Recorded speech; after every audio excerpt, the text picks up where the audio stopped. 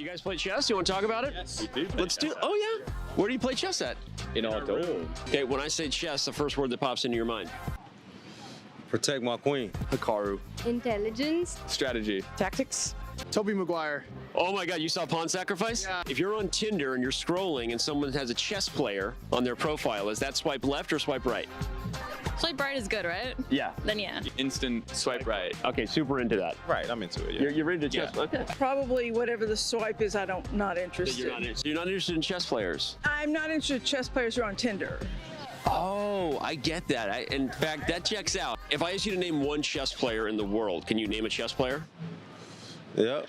No. No, I cannot. Anna Taylor-Joy. Capablanca. Wow, name another one. Oh, Kasparov. If you name 5 other world champions in the next 15 seconds, I'm gonna give you $50. Karpov, Spassky, Holgar, Carlson, and Anand.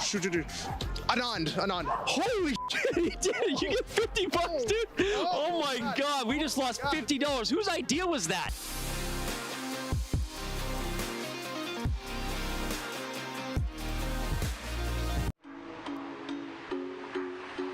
Today I'm here at the Anish Chess Club in Toronto. This is also one of the oldest chess clubs in the city. I also used to play in this club when I was like a little kid.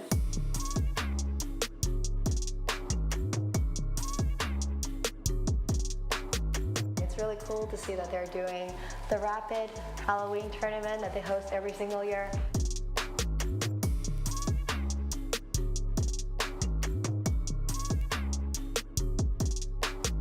So it's really cool to see that the chess scene in Toronto is, booming and everyone is here having some fun on Halloween night.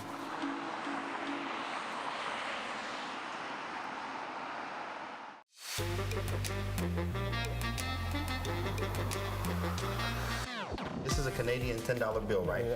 So I want you to touch it here. You see the trophy? You see this? Yes. If you can walk away with it if you can tear that bill. Are you serious? Yeah, go ahead, try it. Oh, is this some Take kind it. of joke? Yeah, rip it. Go ahead, This is a joke? try to rip it. Go ahead, try it. Come on, world Okay, champ. what is the trick Come to on, this? champ. Sam, now he broke the king, so he might be able to rip this. You know what I'm saying? Look at him. Look at that. Look at that. I can see already Duda try it here on this side. Smells like syrup and Duda. Come on, Wesley. Come on, Flexley. Don't dare me, I am a Okay, wait, okay. Okay. You can rip it. That's a strong man. Look at the straight, you see it? He tried, he couldn't do it. Can I some kind of magic trick or something? Yeah. Interesting. It's indestructible. But it has not always been like that. Yeah, I've definitely ripped a couple of his rings. So you can't rip it, and I'm gonna take that back from you. Appreciate it, thank you. Thanks, Wesley. Yeah. Uh-huh. Yeah, we'll be here. We'll be here, big dog. Okay. I ain't got a watch on, you know that. Okay, we're back after the commercial break. And see. Right.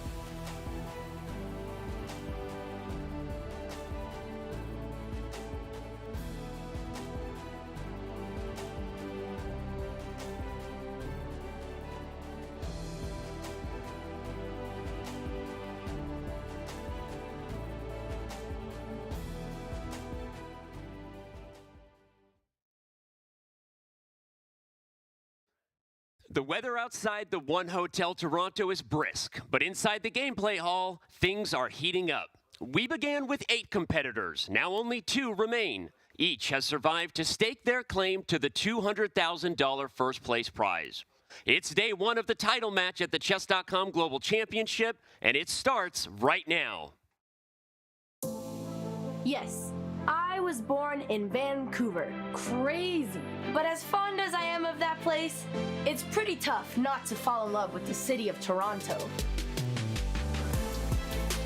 Natural beauty abounds inside Toronto and pretty close by.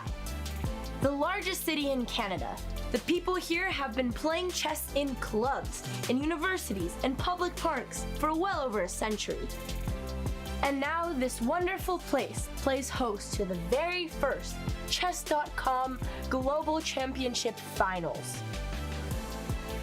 Facing elimination for weeks, 2 of the world's best players are one step away from completing their quest for the queen-size share of the $1 million prize pool. 1 second now for Hikaru. He's just trying to prevent perpetual. He's for the rook. That was the end of his chances. Oh my God, what a finale. My wife, you're in the right place. It's time for the CGC's championship match. Toronto, Canada officially has it all. Just like my sister, Alexandra. Dude, did you write this? She's asleep.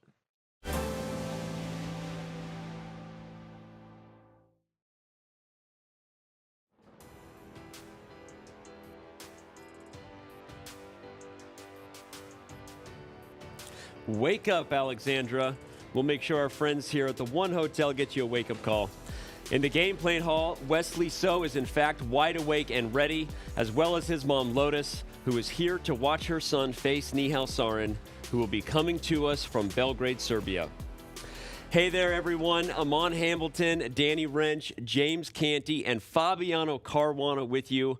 We'll soon be joined by Daniel Naroditsky and Levy Rosman to call today's matches. Later, Robert Hess and Fabi will call the matches as well.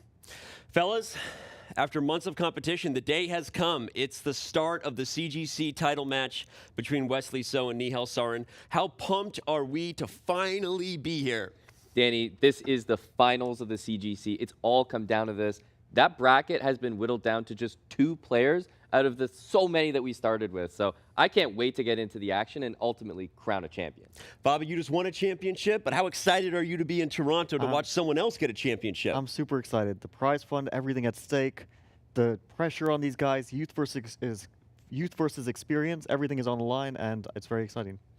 Canty? Yeah. I know you had Naka. Wesley So gets through. Now Nihal Sarin. Right. I know you're pumped to I'm get pumped, to see man. this 200,000 on the line, I never know. 200,000. You should be happy you're far enough Danny. away from him that he can't do that. I got some distance here. Bobby, 200,000. You ain't close enough. Yeah. But I go with a, 200,000, man. I'm hyped, man. It's a lot of money today. It's a lot of money. It's a lot of money. A lot of money. I don't even want to call out that second place already gets 100 grand because we're focused on first place. But yeah, this is pretty awesome. So, all right, let's take a look at our bracket. So and Sarin won their quarterfinals matchups a few days ago. Then So got past Hikaru Nakamura yesterday, and Nihal Sarin outlasted Anish Giri. That puts Wesley So and Nihal in the championship match, starting today with games 1 through 4. As we mentioned yesterday, Nihal Sarin needed Armageddon to take down Giri. Our own Mike Klein caught up with Nihal after his victory.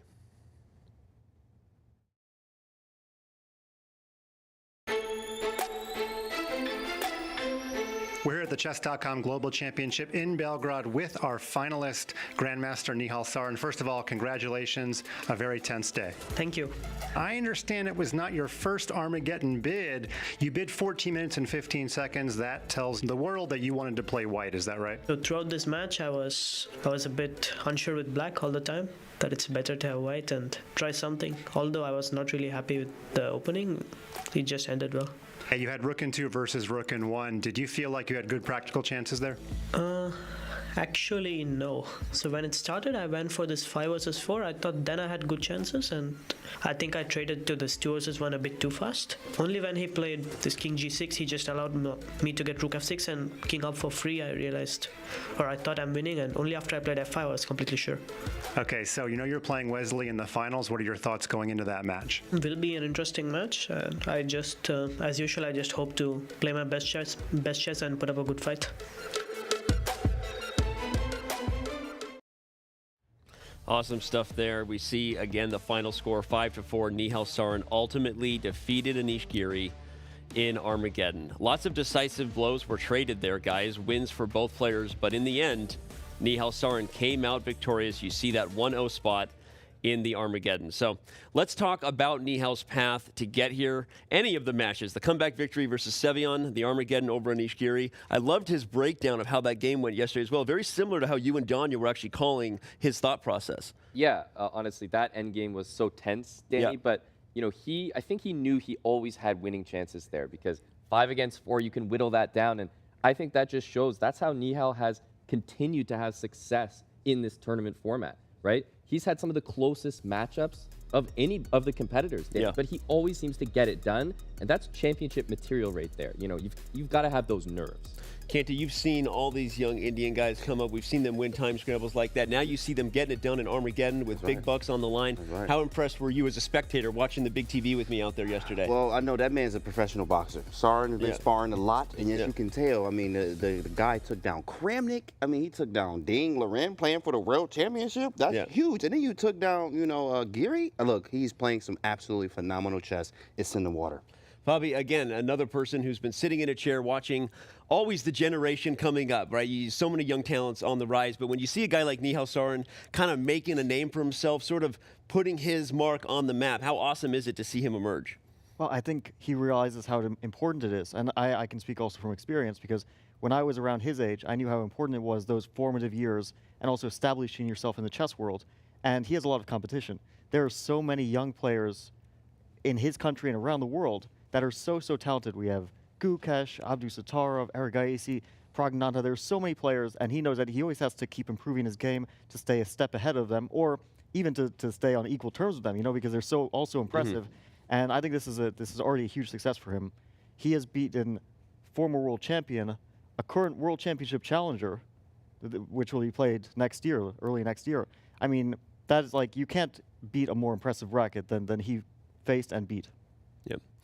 All right, well, you're right. His path was impressive. Where we're going with Nihal Sarin's career is impressive. But let's turn to the other finalist, the American Wesley So. On Saturday, Nemo caught up with Wesley after his decisive yet compelling win over Hikaru.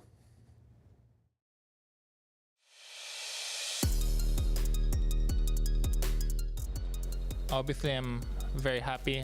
I played Hikaru many matches in my life. I think maybe I beat him 2 out of 10 times. Like, I have a win percentage of 20%. So going to the match, I knew for sure that he was the favorite. Also, he's been playing very well recently. You know, I figured it also helped me that I came here just wanting to play my best chess and not to think about the results at all. Obviously, there's a lot of money at stake. But as I said before, tournament thinking of money will just make you play worse. But it's fun. I obviously have some questions, you know, about, you know, some of the moves that we played and Hikaru's match strategy in the opening. He was basically the entire match putting me into time pressure and trying to get me to beat me in these scrambles. And it probably would have worked most of the time, but shockingly today it didn't happen.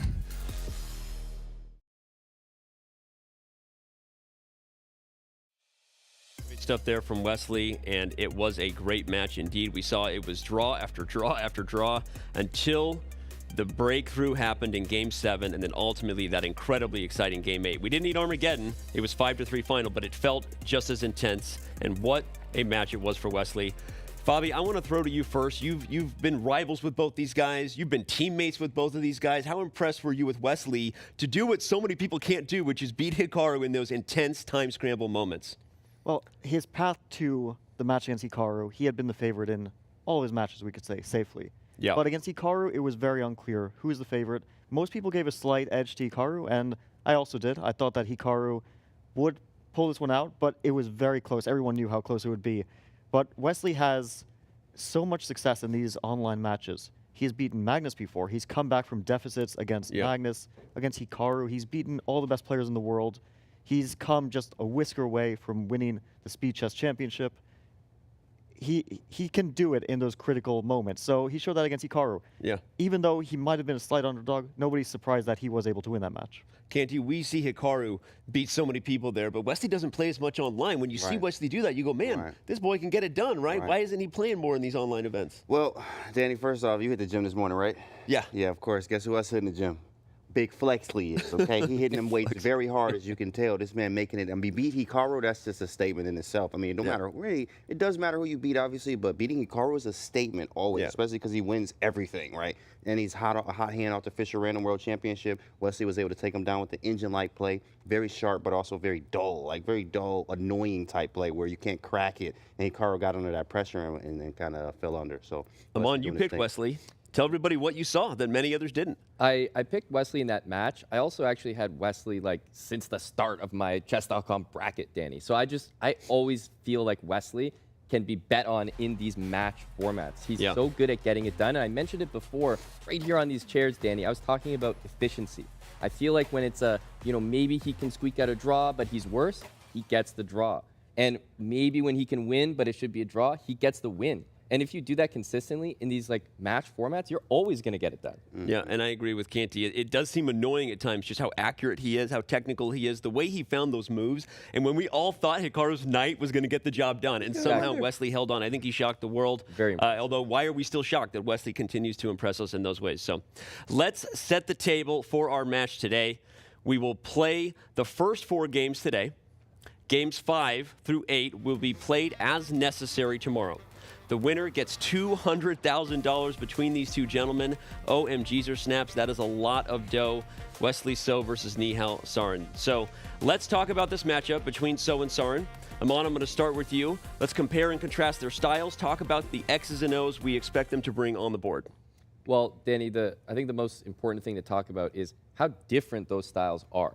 And that's why I think we're going to get such an interesting matchup, right? We've got Nihal Sarin, who's kind of had lots of wins, but also given up, some games as well to his opponents. So he always feels he can play for a win, I feel like, in any game, right? And then you've got Wesley. We've talked about just how surgical his style is, how precise it is. And I think this match is going to be determined by who can sort of bring the other one into their style more. If we get more of a wild match with wins here, wins there, I feel like that favors Nihal. I agree with what Aman is saying. It's very contrasting styles. I think that we see Nihal, who is known, he's sort of like a scrapper. He's known as the magician, right? He's conjuring up resources in bad positions and lost positions. And Wesley is maybe outside of Magnus the most accurate player in the world. We see the stats, or Wesley is just tops the list in terms of accuracy, even in these fast time controls. So that's extremely contrasting styles. And opening wise, also totally different. Yeah. Wesley he sticks to his Berlin, he sticks to his, Queen's Gambit Declined, his Italian game, and Nihal is all over the place. Sometimes it's a Pyrrhic defense, sometimes it's this, sometimes that. He's jumping all over the place. That was actually how he caused Anish so many problems. He was jumping around and finding an advantage in the opening against Anish, which is a very difficult task, I have to say, and very impressive. And I think he might have some of that again against Wesley, because he knows what Wesley's going to play. It's going to be Berlin if he wants to go there. Maybe he can find these small, unusual ideas. Don't say that too close to Canty. He'll jump at you. Sorry, just fall asleep. Yeah. But maybe he'll find these small, unusual ideas that can pose problems for Wesley. I think it's more of the Karpov-Kasparov vibes I'm getting from that. Karpov very surgical, precise, very boring, but very good, obviously. And Kasparov just trying to take your head off every single game. I see that with Sarin trying to take your head off with the extra weird opening choices, finding the resources, magician type style as well. And then Wesley just being surgical, getting the small advantage, and we're gonna take this boy to the end game until you go to sleep, right? So it's that's what he did with Hikaru, half point, and Hikaru was like, I'm tired of this, and then he just dropped, he just failed there. So I see the same with Sarin and Wesley today. Good stuff. Only last point I'll button it up with is that Nihal fell behind in both the other matches. Sevian lost the first game on both days against Anish Giri. I don't think he's going to be able to do that against Wesley So and live to tell the tale. So, all right, we're gonna see how this plays out. Before we do, it's time to make our picks. Aman, take it away. Danny, I'm not going to surprise anyone. I took Wesley in the last match, and I'm going to take Wesley So against Nihal here as well. Ultimately, I think that just that maximizing effect that Wesley has is going to get the job done. He hangs on in those worst positions so well. I think that resilience is key here. Yep. I'm also going to take Wesley. I'm going to take the experience. I believe he already knocked out maybe the toughest opponent who was in the field in Nakamura, and that momentum is going to carry the day. I believe the same thing. I'm taking big Flexley there. My man's just flexing real hard, and he definitely beat, of course, my favorite, which was Hikaru, so definitely got to go with Wesley. I'm going to go against all you guys. I'm taking Nihal. It's a risky bet. I'm ready to be wrong, but I think he's done something that maybe nobody else in history has done this. He's beaten 3 current or former 2,800 players in a single bracket tournament. Ding, Anish, and Vladimir Kramnik, who is also world champion, beating Gary Kasparov. I don't know if anyone's ever done that before. Maybe it has. Maybe we can get the stats guys. I was going to say, you're reaching hard for these stats here. 2,800 stats. Bobby just showed up, and he's taking it away. Indeed, that's a bold pick. Bold move. It is a bold pick. Bold pick, Cotton. We'll see if it pays off. All right. That's it for us. We'll see you soon, chat. We'll be here after each game, of course, 1 through Game 4. But for now, let's bring in Levi Rosman and Daniel Naroditsky to call Game 1 of our title match.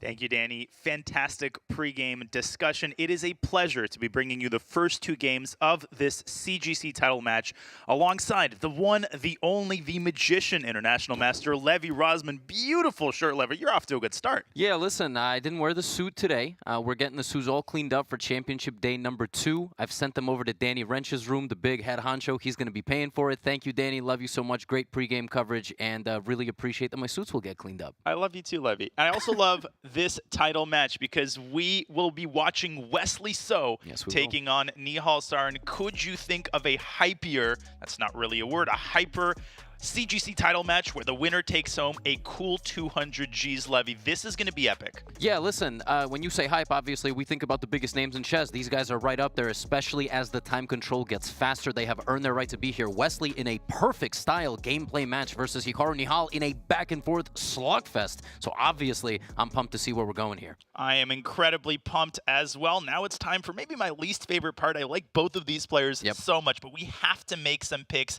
Levy, I'm going to throw the ball to you first. Yeah, listen, in terms of obviously deciding who is going to win the match, we got to go with Wesley on this one. I said yesterday I would pick Wesley as a favorite over anybody in the field not named Hikaru. You mean yesterday? Yes, yesterday, yes. And he took down Hikaru. So there you go. I got Wesley. Man, I'm off the ball today. Listen, I love Nihal. I'm a big fan, but I'm also going to have to go with Wesley. He's just a monster, and in the immortal words of Abraham Lincoln, Wesley So is Wesley So. We also know that chat went with Wesley, but hey, I mentioned that Anish plays well with a chip on his shoulder. So does Nihal Sarin. Yep. Maybe he'll prove us all wrong, and maybe he'll prove Fabiano right. There's only one way to find out. Okay. It's time for us to review the format. If you don't know the format, where have you been? But if you're just joining us, this CGC title match is a best-of-8 games affair over today and tomorrow. The first to 4.5 points wins the match, and the time control, as it has been throughout the CGC, is 15 minutes plus a 2-second increment. In the event of a 4-4 tie, we will once again break the tie with an Armageddon game. But we will cross that bridge if we get there. I most certainly hope we get there, Levy. Yeah, 5 games is a minimum to decide any match, 9 games being the max. I think here we're looking at one that goes 7, 8, or 9. There's really no doubt about it. These guys are completely different players, as we heard our fantastic guys over there in the hall discuss. We see Wesley there. Yeah, who's that? Yeah, taking a look at that trophy. That looks pretty good. It would be nice if we had them face to face, but such is life, right? And we got the struggle to travel in the year 2022 and all sorts of logistical things. I'm just glad we're here. I'm glad we have 2 amazing players, and I'm just super pumped for a title match. Me too. It's just an honor to be covering this. We got courtside seats. We see Wesley putting on his headphones there. I mean, this is just awesome. We hope everyone's seatbelts are fastened tight. Let's take a look at their matchup card. We've got so much to unpack here. Nihal, 11 years Wesley's junior. Levy, and what jumps out at me, they haven't played a lot of head-to-head games. No, they haven't. Many people will read that first rapid head-to-head. Yeah, that was one time, and look how long ago that was. I mean, in chess, that's like 10 lifetimes ago that was their last rapid meeting. Now, they did play a Chess.com Speed Chess Championship match in 2021. You know what the scoreline of that one was? What was it? 15-14. It literally could not get any closer. So I'm just excited to see what happens today because these guys actually do have some history. It's not in 15-minute chess. It's in 5-minute, 3-minute, and 1-minute chess, which literally combined don't make 15 minutes, right? That's crazy. 15-4? Yeah, it was just so 15-14. It was super close. Oh, 15-14? Like, 15-14. Oh, I thought you said 15-4. No. Nihal doesn't lose 15-4. No, it was extremely close. It was extremely close. And you just saw, like, Nihal came to this match in this nail-biting finish where it came down to 1 pawn on the 9th game against Anish Giri. But Wesley, as we see him getting situated there, didn't he just play, like, the perfect anti-Hikaru strategy? I mean, it was incredible to watch. Wesley said himself, like, in one of our interviews that, he's maybe at 20% against Hikaru. Well, I doubt he's at 20% in this match. It's really close. We're about to have a first move. Wesley is all smiles. Nihal is intense. Seatbelts fastened. Here we go. The CGC title match. D4. For 200K is underway. I thought I was guessing the move, but he plays E4. Wesley with 1 E4 and a Petrov essayed by Nihal Sarin. He's been all over the map and all over the globe in terms of his opening choices. I don't think Wesley expects this. No, I don't think so either. So just a friendly reminder that Nihal played knight c6, that is on the second move against the Anish Giri, and it didn't work out super great. Now, I'm very curious to see what his Petrov defense preparation is. Is Nihal known for his Petrov at all?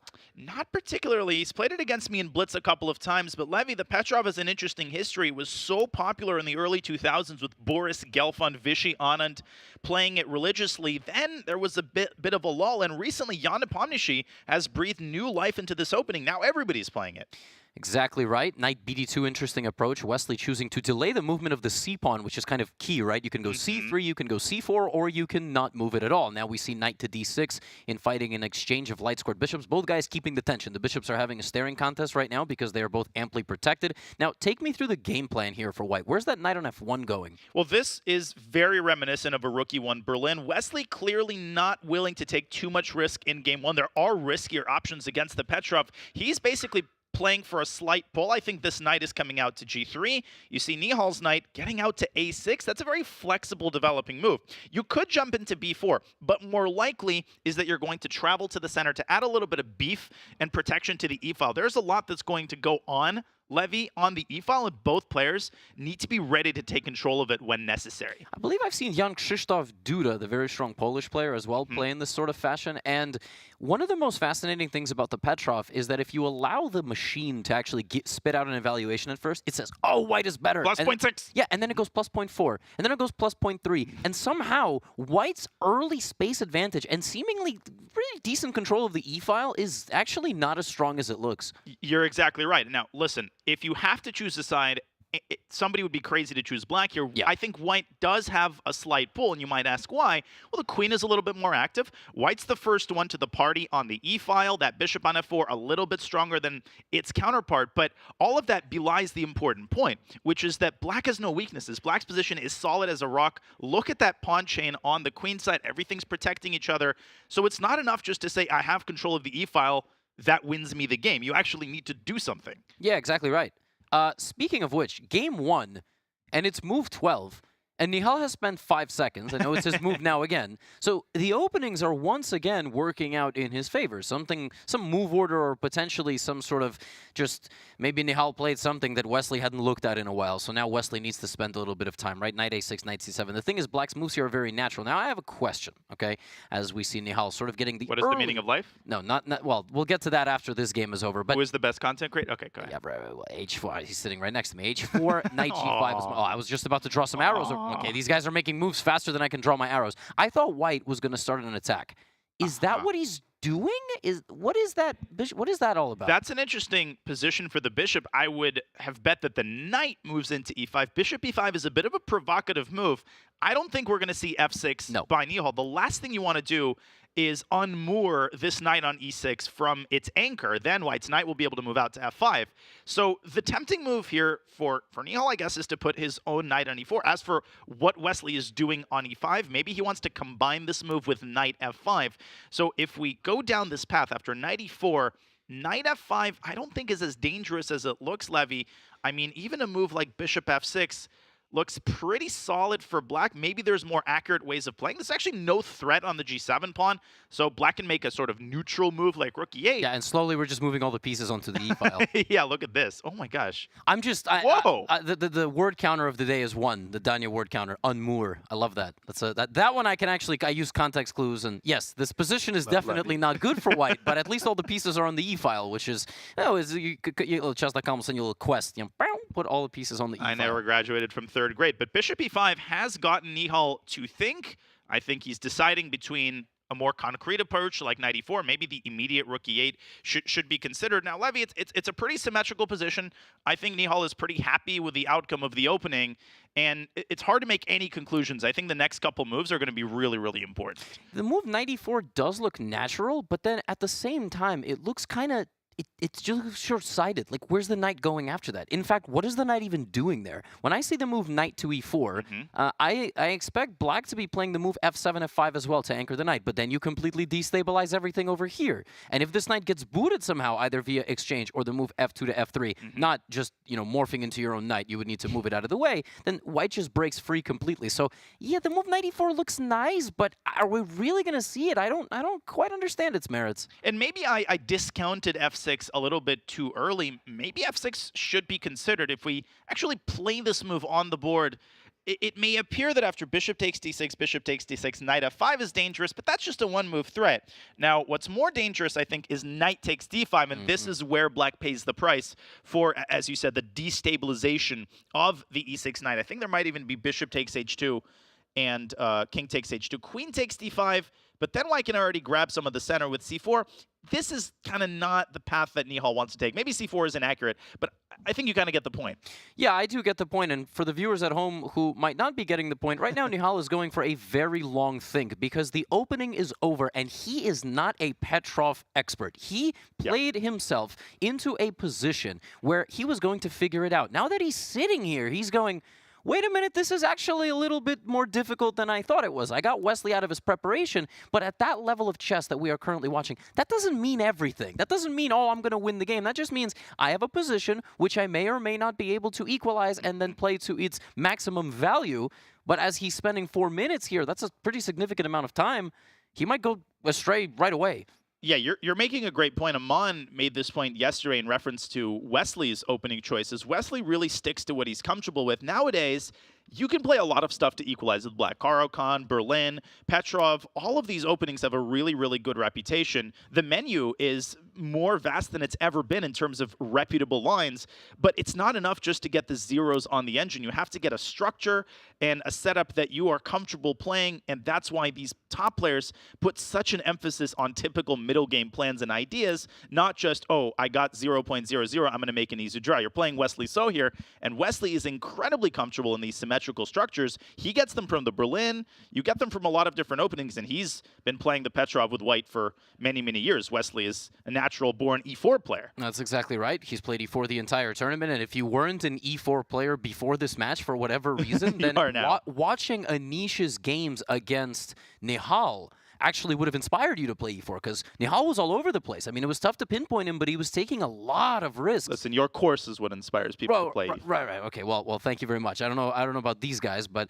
I will absolutely take the compliment. Now, the only time Wesley got in trouble in this tournament was when he was playing e4 against Dmitry Andreikin. The gentleman you see on your screen is not Dmitry Andreikin. That's Nihal Sarin. He doesn't play those provocative Sicilians. He doesn't have the same playing style, which is what makes this tournament so fascinating. You get a lot of different players with a lot of different styles, and you'll remember Wesley played the move d4 ultimately against Dmitry. Wesley's an e4 player, played d4 because he's like, what is this guy doing? He's playing these crazy lines, but here so far Nihal is still thinking. You know why? You know why he's still thinking?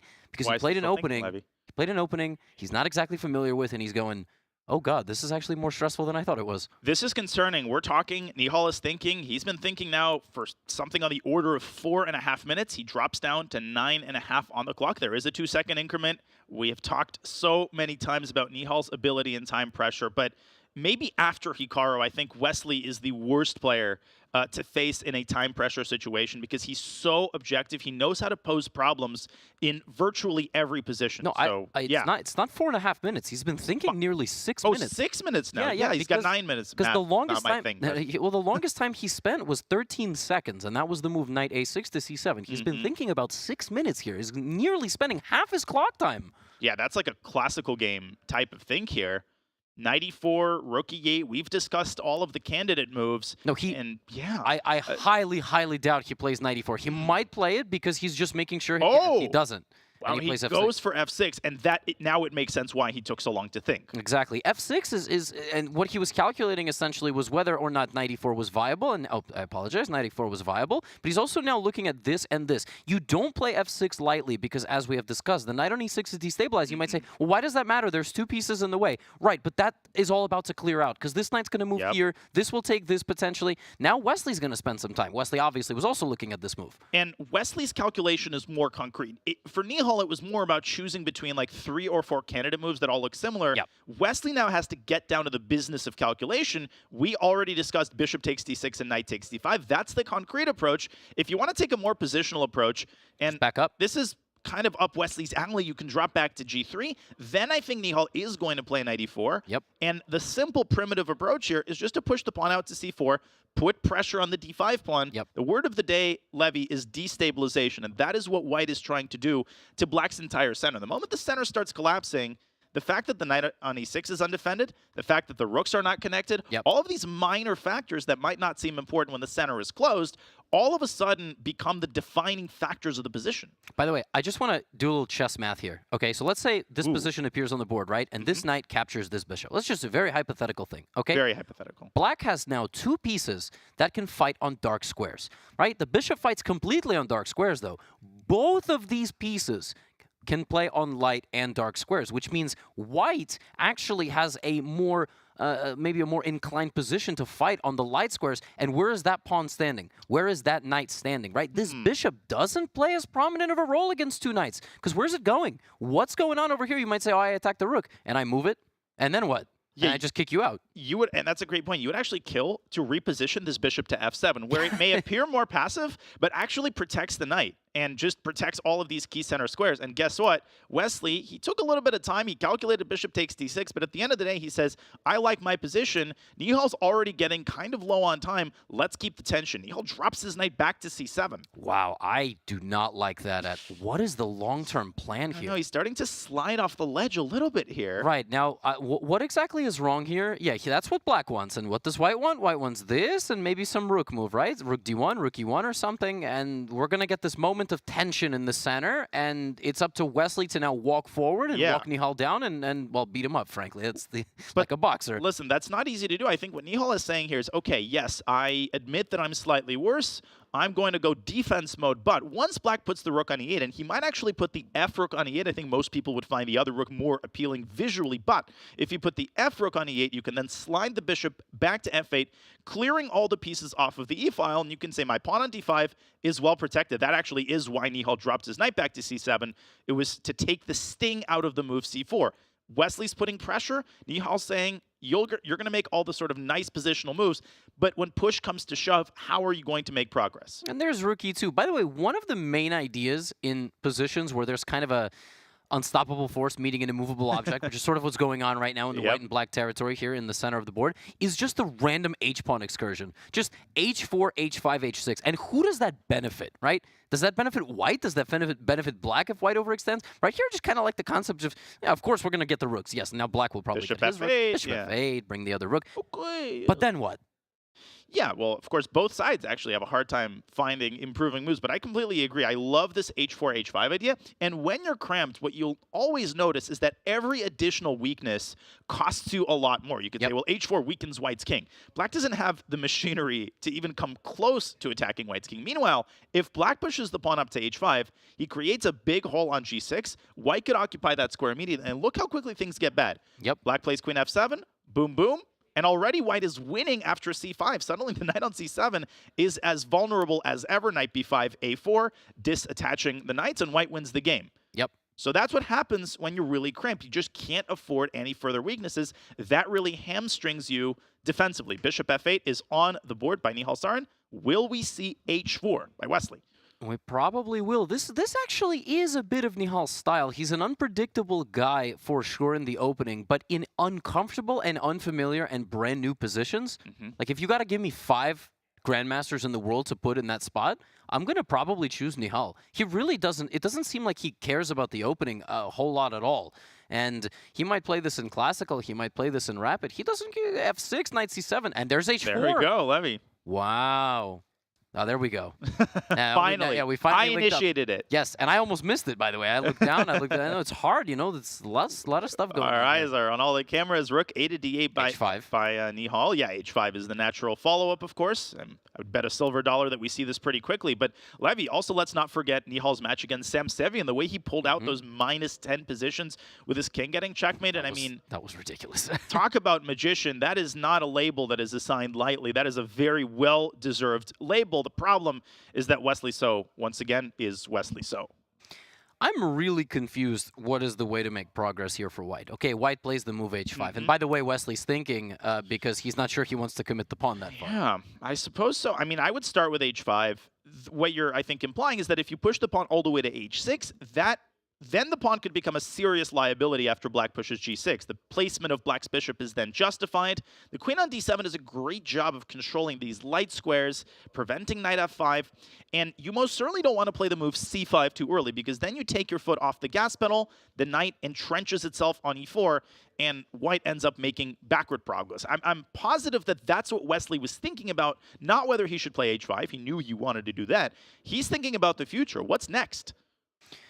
Now, my question is, are you taking on d5? Is that where all of this is headed? Are you going to take there, try to isolate a pawn, try to jump around, get in there to f5 somehow? I do think we are likely to see a bishop takes knight at some point. I think Wesley's likely going to get a 2 knights versus a knight versus bishop situation, at least to try to occupy that f5 square. Will that lead to an attack on the king because this pawn is restricting the play over here? Or will it lead to a focus on this pawn? Or will it lead to an infiltration in the long run onto the queen side? I don't know. I really have no idea what's coming next in this position. Neither do I. I just want to clarify that knight e4 would be jumping the gun here. And I wanted to show why this move fails. It fails, maybe, I mean, black doesn't lose, but after bishop c7, queen c7, that pawn on d5 is under a tremendous amount of pressure. White is a very simple tactic. Knight takes d5, taking away the defender, then white takes on e4. This is just completely winning for white, I would say. I mean, I don't know, but look, I mean, black can take and play rook takes h5 all of a sudden. But look at white's e-file. Control, check. No, this is the worst case scenario for black. A computer is trying Computer's to find laughing at everything I'm saying, but, you know, I'm used to that. I'm used to that. Yeah. I mean, anyways. Look, practically, okay, queen f7. Again, it all comes down to practical. Yeah, the players don't see the eval bar, the players don't see the computer. So yeah, there you go. The pawn's under attack. He's trying to make him pay. He's trying, and maybe that's what Wesley was thinking about. How does white defend the pawn here? Actually, do you have an answer to that? No. But can the pawn be taken?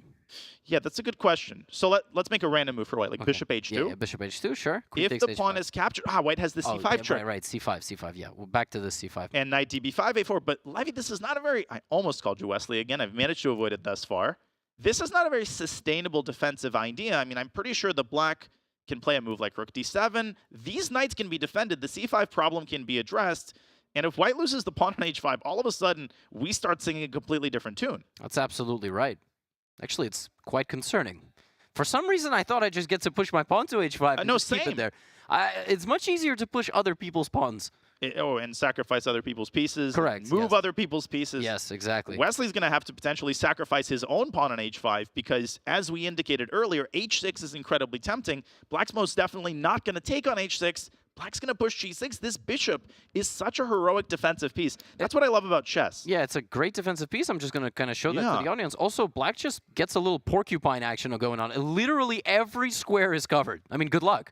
Yeah, no, that You're never fifth ranked defense. And look at white's knights. They used to be sitting pretty. Now they have no prospects. Players have spent about half their time. Yeah, at look this at the point. clock. Wesley now.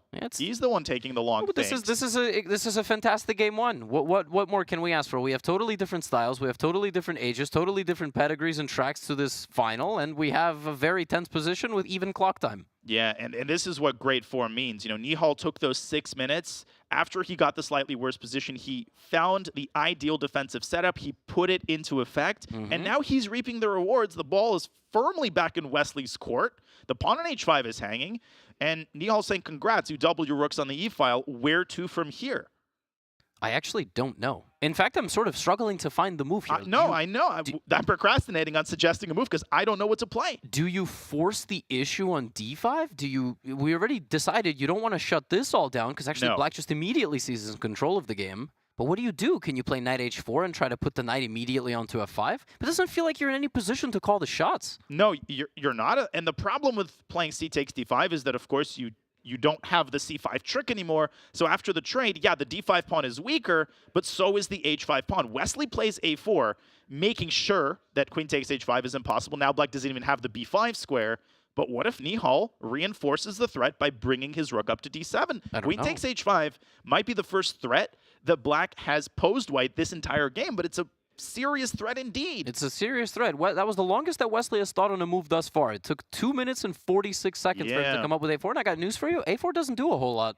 No, it's an improving move. It grabs space on the queen side. But it could also be a liability of a move. You never know. Most certainly can be. You overextend your pawns, suddenly b3 is weak. Now, Nihal clearly reacts. He doesn't like this something, so he plays a6. Nihal doesn't play rook d7. I really liked rook d7, but I don't know why he didn't play rook d7. You know, I thought that was a big opportunity. I think maybe Nihal is still in defensive mode. We talked about this before. It's so hard to make that psychological switch during the game, to sense the moment when you have to jump onto the offensive. Knight to h4, a big move by Wesley. Gee, I wonder where the knight is going.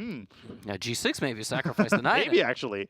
Queen takes h5, c5. We've already addressed that. Now, how dangerous is all of this? How dangerous is this infiltration on the f5 square? Well, I think Wesley is trying to pose the same problem that Nihal posed him a couple moves ago. What exactly does Black do? How does now Black improve his position? This old friend, rook d7, if Black plays the move here, I don't think this is quite as effective, because after c5, if the knight drops back to c8, then we can eliminate the knight on c7, slam the knight down on f5, and Levy, you get a really, really concerning scenario where the rook from c7 can't rejoin the e-file. Nobody can rejoin anything. Look at this. Black is completely paralyzed. Knight e7, knight d6. Yeah, that's so tragic. I think you have to send the knight down at e4, but once again, after the trade, White can play knight e5, f3 is a huge threat, and suddenly the knight on e4 is destabilized. It's completely... Oh, but there's a crazy line here. Queen takes h5. Okay. f3, knight takes c5. Hello. Ooh, all right, you want my knight? Queen? Yeah, like, take it. You want my knight? I'm gonna get everybody for it. Okay, I think after White takes, these knights are just so strong, and that placement of the rook on c7 really concerns me. The fact that it can't get back to e7 easily. Yeah, I think Nihal just kind of, I don't know, he didn't seize his moment there. Rook d7 would have been a nice untangling move, but yeah, now he's in a little bit of pressure. Yeah, he might be a little bit late to the party. This might be actually a pivotal moment. Nihal not playing rook d7. Sounds like we're making a mountain out of a molehill, but this actually could be a mountain. You know, Nihal is taking his time. It very well could be a mountain. Could be a mountain of problems here. Yeah. He's down to 4 minutes on the clock, 2 minutes behind Wesley. It's a substantial amount of time, obviously, at this point. And a lot of questions still remain for the Black position. Yeah, knight h4 is such a good practical move. And Nihal, he has to figure out whether he plays knight e4 immediately. Actually, I don't mean to cut you off. I think no, you're not. I think a4 was a really good practical move. I think knight h4 was sort of expected, right? You know, the eyes are on the f5, but a4 was an interesting move because it did nothing and yet did something. It like if Nihal plays rook d7 after the move a4, maybe we're having a different conversation. But somehow Wesley plays a4. And why didn't he play knight h4 right away? Why did he have to include a4? It's another question. I'm actually not sure. That's the question which is circling around my mind, something we can discuss after the game. But look at Nihal's clock. Down to 3 minutes. We're still relatively early in the middle game. Nothing concrete has happened. I'm getting incredibly concerned here for Nihal's game 1 chances. Knight h4, I mean, that is just a buzzsaw meat grinder move by Wesley So. I'm still so fascinated, like, just to go back here, a move, we have, like, beautiful artwork. Like, what exactly was preventing the move knight h4 straight away? It seems like there was some sort of underlying meta strategy here. Yeah. By the way, I think we do have a move on the live board. We have Whoa. Just to get you up to speed, Nihal took on c4 and played knight to e6. He will now fight against the white pawns in the center with his horses. That's a huge decision. That's a huge decision. Now, that's not necessarily capitulation. That's not necessarily a moral victory for White. What Nihal is saying is, hey, yes, I'm giving you the center, but look at your hanging pawns in the center. My rooks are firmly positioned to exploit, especially the weakness of the d4 pawn. And you can already consider tactics with knight takes d4 and a discovered attack. That queen on d3 is suddenly feeling a little bit uncomfortable. And I'm not sure if knight f5 solves all of White's problems. Let's not forget that h5 now actually is hanging. Knight h to f5 here by White is such a cluster of pieces just flying all over the board. Everything is staring at everything else. And I think in the long run, the idea was in fact c5 and to prevent this hitting something in the center. Like maybe this was just an absolutely brilliant little meta move where the move c5 now forces the knight back. That would be incredible. If Wesley saw d takes c4 knight e6 and controlled the b5 square twice in order to be able to play c5. Talk about positional depth. So, Levy, you like the look of c5 here because it sends the knight back to c8, doesn't it? Yes. As I'm seeing there, the machine is just... Can we show this, please? Yeah, we absolutely can. The best move here for Black, according to the computer, is to still play knight b5 as the second best move, but knight to e4! Oh, my God. Just losing the damn thing, and then queen takes, there's knight takes d4, which shows you the power of Nihal's idea. This is not lost for Black, but it's slightly worse because White will pick up a couple... Yeah, but it didn't happen. Yes. He played c5, did Wesley So, and Nihal, we can't blame him for not having this move on his radar. He drops his knight back. There comes Wesley's knight. Yes, so c5 was in fact played. And the craziest thing is knight b5 was another idea by the computer, just losing the knight. I mean, that's just, like, how do you blame the guy, right? But we do have live moves. Knight e to f5 played. And I don't like this position. I don't like it at all. And you know what the terrifying thing is? Knight takes c5 doesn't have a direct tactical refutation. Wesley's just saying, hey, you can take my pawn. This pawn has done its job. I'm going to swing the queen over to this g4 square, threatening a fork on h6. And if the king slides over to h8... Wait, why don't I just take on c5 and take on e8? After knight c5... I don't know. Let's put it on the computer. Let's see if computer refutes my entire existence. No, I think it's totally valid. DC. And then rook e8. Rook e8. It's refuting my never existence. Sacrifice your queen. There's apparently queen d7. Only move. Otherwise, it's completely winning for white. But computer says, no. You're right. Yeah, just queen f3 and queen g4. And yeah, white is completely winning. Yeah, because if you move your knight, there's knight e7 or rook e7. But I think white can play this in a simpler way. Queen f3. Let's say the knight goes back. Queen g4, and just look at all of these threats. And Levy, what I wanted to finish with is that here I think knight g6 check just ends the game on the spot. You jokingly mentioned this move. You knew it would make an appearance one day. Oh my gosh. Yeah, and let's just show that line down to the end. And by the way, that is on the board. Well, it's on the board. I think we should just rewind to the current position. Yes. We might see this. Yeah, we might see this. Queen f3 is a savage idea. Just ignore the loss of the pawn with the tempo. Queen to f3. And this entire game is categorized by... characterized by the fact that white got the lead in development and the easier free-flowing play. Nihal kind of played an opening that says, no, I want to restrict you, and there's queen f3. But just look at this precision, Levy. I mean, we almost take this for granted. I mean, this is just... He's a scientist. I mean, he's just playing with just surgical, or he's a surgeon. Whatever analogy you want to make, this game one is just amazing. Yeah, this is tremendous stuff here demonstrated by Wesley So. And just to tie my point together, he had the early lead in development. Nihal played an opening that's very restricting, very much come at me and I'm going to defend. And he just didn't. He just didn't defend the right way. Wesley finding this critical a4 idea. There was one critical move in this game. One. The move that Nihal just played a6 and not rook d7. He did not seize control of the position when he had a chance. Wesley lulled him to sleep. Nihal just assumed that Wesley has no follow-up, so let me also just make an improving move, toss the ball back into Wesley's court. But Wesley saw one step ahead. That was an amazing idea. 30 seconds now by Nihal. His position is completely lost. The queen is coming to g4. Levy, how can you defend with 4 pieces, technically 5 pieces, all sitting on your back rank? The knight on c8, totally out of the game. I think it's time to administer the last rites here for Nihal. And he ends up taking on e2. With the queen, which is fine. Queen takes and... Yeah, queen g4 next. Basically a pre-move. Like, you give away everything on the queen side. He doesn't care. Wesley is now up. Oh, look how quickly he played that. Yeah, like pre-moved it. He literally pre-moved it. A little bit dangerous. Nihal could have played queen takes h5. Yeah, oh my gosh. Queen d7. Let's not totally count him out. We have seen crazy comebacks by Nihal, but somehow I'm so pessimistic because it's Wesley So on the opposite side of the world. I was going to say the board. He's technically on the opposite side of the globe. Can you go knight g6 anyway? I think you can play just about Throw that in there. Yeah, knight g6 is just a dagger. I mean, every feels like every knife. I think queen f3 was the dagger, but this is another dagger. Maybe more than one. I suppose so. Not in a basketball game, though. In a game when you hit a shot to take a lead late in the game, there's not 2 daggers, but I guess if it goes to overtime afterward. No, but then the first dagger wouldn't be a dagger because then it wouldn't have won the game. Anyway, back to the game. I think you should avoid knight h6 check and trading queens. I think if you do that and play rook e8, I won't necessarily make these moves, but black can then take on h6. And remember that black is up 2 pawns. Yep. So the best case scenario for Nihal is he finds a way to trade queens. He gives away one of his minor pieces, and he takes the pawn on d4. Wesley has to go for the kill here, and look at the time usage. Just professionally taking as long as it takes. And there it is. And knight g6 is slammed down by Wesley. This is all over. 2 seconds remaining for Nihal to make a move. Is he going to make one? And he does. That's it. Queen h5. Takes and queen h5 is mate.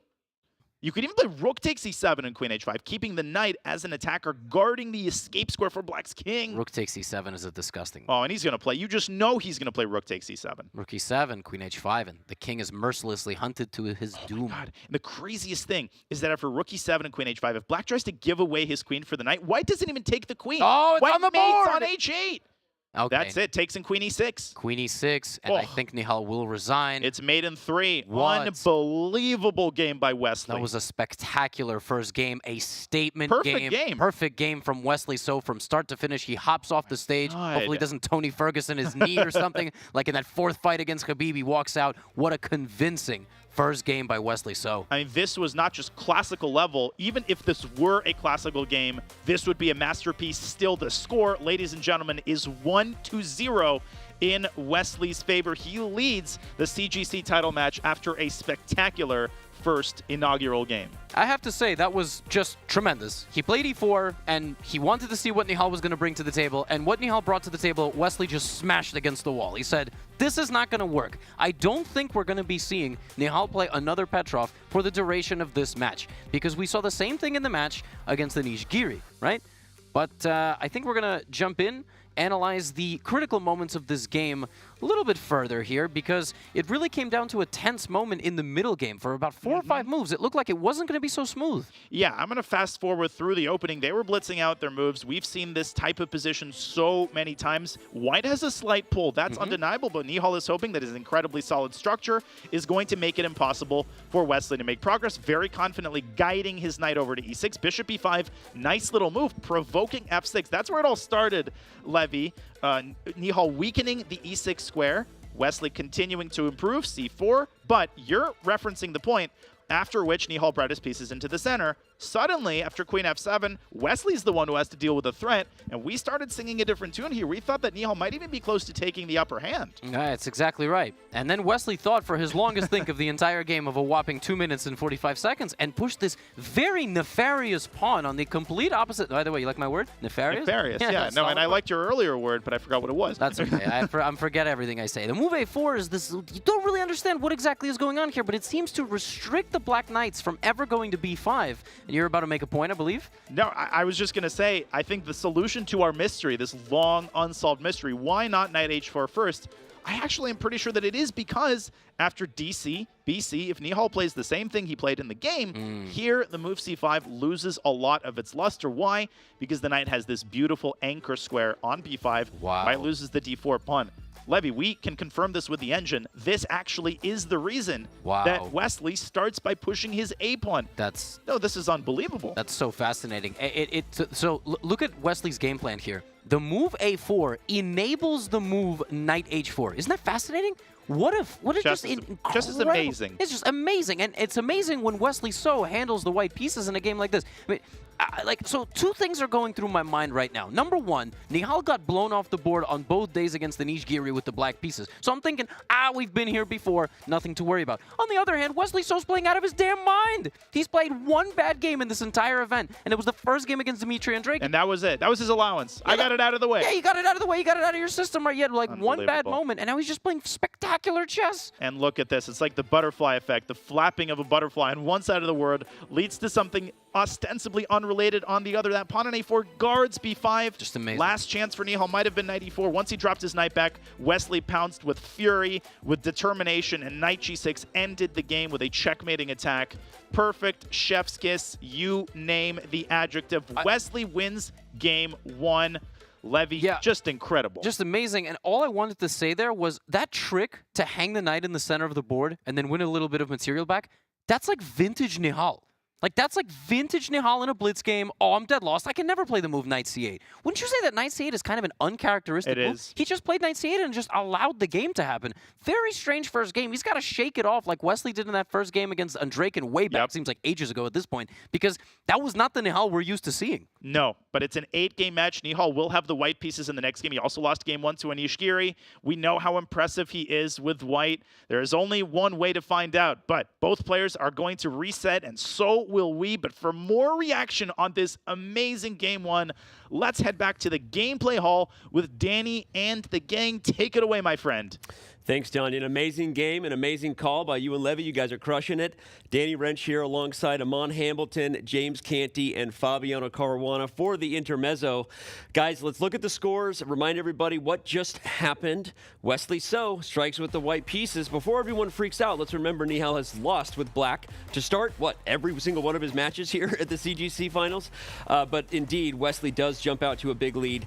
Not sure if Nihal is facing the same opponent this time, so we'll see how that goes. So, all right, guys. Fabi, kick it over to you first. There was some maybe uncharacteristic play by Nihal there, according to Levy, with some passive moves, maybe some nerves. Yeah, that wasn't a good opening choice. And you know who is watching the games with us? It was the man that Nihal beat, Anish Giri. And the one thing he said is, Nihal doesn't have the openings with black to face Wesley. That's going to be a big problem for him. But I just don't understand this opening choice on any level. Petrov, Nihal doesn't have much experience with it. We already saw Duda lost to Hikaru early in the early matches in this bracket in the same line. Like, Hikaru gets a slight advantage and increases the pressure. And in this time control, it's just not a very good opening choice. And the other thing is, the other reason I don't like this opening choice, Wesley played it with black recently. In the Sinkfield Cup against Hans Niemann, he plays this line and he beats him with black. And it was exactly the same idea, b3, c4, bishop e5. Almost a carbon copy, except Wesley was on the black side, and it was a classical game, so there were some differences there. But he knows the line from both sides. Why would you choose this line? I don't get the opening choice. But what Nihal does have is he was able to come back many times with the white pieces, and he'll have to do that again. Canty, let's throw it to you here. Wesley played incredibly well, regardless of Nihal's bad opening choice. Wesley was dialed in there to start this thing. I mean, look, hey, you know, when you pump like Flexley is, bro, I mean, it's going, you're going to see it. You're going to feel it. And actually, Wesley played very good chess. I mean, there's nothing else to say there. Really, he played excellent. I mean, Nihal tried to get some chances there. He played up, obviously, the Petrov's not in his repertoire, which is playing stuff. He had that again with Giri. I mean, I think the psych part or some decisions in that black opening repertoire is definitely going to have to be tweaked and changed ASAP and come back in here. Of course, we have the white pieces in the next game. Hopefully, he can try to strike there. But like you said before, Wesley, you can't be doing that with Big West. Like, Big Flex going to take you down. You know what I mean? Like, he already took Hikaru down, his other guys, right? And now it's the Sarin's turn, but he cannot slip up again like that again, especially going to the next game. You bring up a good point. Like, you can't slip up against Wesley. That's the thing. He's going to punish those mistakes. And the thing is, I feel like Nihal sometimes needs to warm up to the match a little bit, and he starts slow. Now, he's had some impressive comebacks, Danny, but I don't think you can rely on that, you know, every single time that you're going to be able to dig your way out of a hole that you put yourself in, because Wesley, if he jumps out with early points in the match, that might be too much to come back from. You're 100% right. And we kind of said it to start our preview. Those of you who've been with us from the very beginning, of course you all have, right? We said, I don't think Nihal can fall behind against a guy like Wesley. His style, his approach, he's too accurate. And so, Fabi, let's ask you to talk about that, right? If you're Nihal, okay, you lost, but also you've been playing well with white, regardless of what Anish is saying out there about your black repertoire. Well, personally, if I were down the match, right from the beginning, I wouldn't feel too confident, especially against Wesley, because he's very hard to break down. We saw Hikaru try again and again until he was so frustrated that he just couldn't do it anymore. And he had to avoid a repetition because that pressure had built up in him. It's so hard to beat Wesley. Very bad start for Nihal. I think you even mentioned before the first game that the first thing Nihal has to do is not get behind in the match. But he did. Now he has to do what he did against Sam Sevian, what he did against Anish Giri, which was make a comeback with the white pieces. I hope he has some opening ideas to do so, because you can't butt your head against Berlin like Hikaru tried so many times. You need to. I see James falling asleep even at the mention of the Berlin. I'm good. So I hope that he has some like offbeat D4 opening, something to spice it up.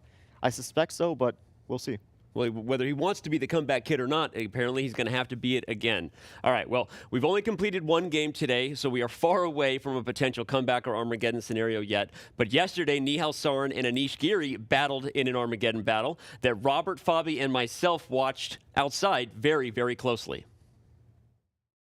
Apparently, the winning move is F5. You trade the pawns, and then the king being cut off is actually significant. F5. If you trade the rooks in that position, at the end of the line, king you're losing. You're taking that bait and you lose F5 looks good, F5, Oh my gosh. Temporarily, that was an impossible move. F5 is a really hard move to play. I think he does, because if he plays rook h6 to pick he's gonna play F5. Anish can throw his rook on F1. I think that might hold. F5 is a winning move, and Nihal can sense that winning move is somewhere. Yeah, he spent some. Oh my God, he found it. And Anish missed it. Anish missed it. You could see in that moment that we knew Anish had missed it. He clearly had, and that the wheels were about to come off. But Let's talk a little bit about Armageddon. Fabi, I'll start with you. The CGC has a format where rather than normal rapid tiebreakers going to Blitz and Bullet, we decided, why decide a rapid championship in Blitz and Bullet? You go right to that Armageddon bid. Have you enjoyed that part of the format? What are your thoughts about the way we've instituted Armageddon here? Well, personally, I love Armageddon. It's actually one of my favorite chess formats. And the bidding process, it adds a different element. It's something that I'm not too used to, but I gave it some thought since it was sort of important. I would have to think about, what I would be comfortable with playing with the black pieces, playing with the white pieces also. The number that I came at is around 11 minutes, 30 seconds. That would make me feel like it's balanced whether I were playing white or black. But I see most people seem to go a bit higher. And even Nihal went 14 minutes, 15 seconds in that game. I think he wanted white. He wanted white at any cost. But to me, that's a bit crazy. I mean, 14 minutes, 15 seconds. What if the guy goes 13:59? Right. Knowing that you want the white pieces. So he's like, I'll take as much time as I can get. And then you're left with a 1 minute. I mean, 1 minute got squandered so quickly. Right.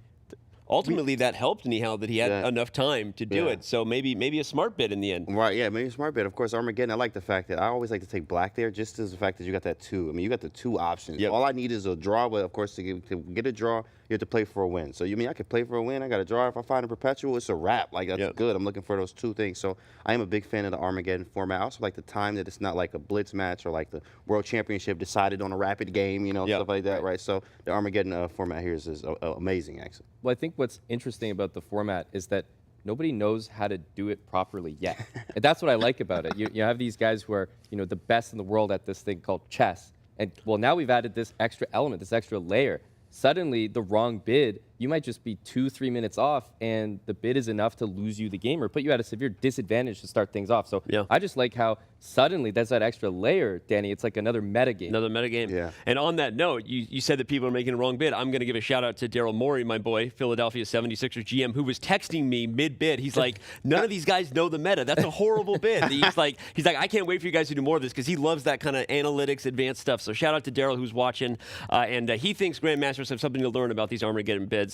It's definitely a joy to watch regardless. And we have enjoyed our time here in Toronto this week. But one of us is from here. And that's you, Aman. That's right, Danny. Spent a lot of time in Toronto. I call it home. And recently, I was able to check out the Madison Pub, which is a great place to play chess.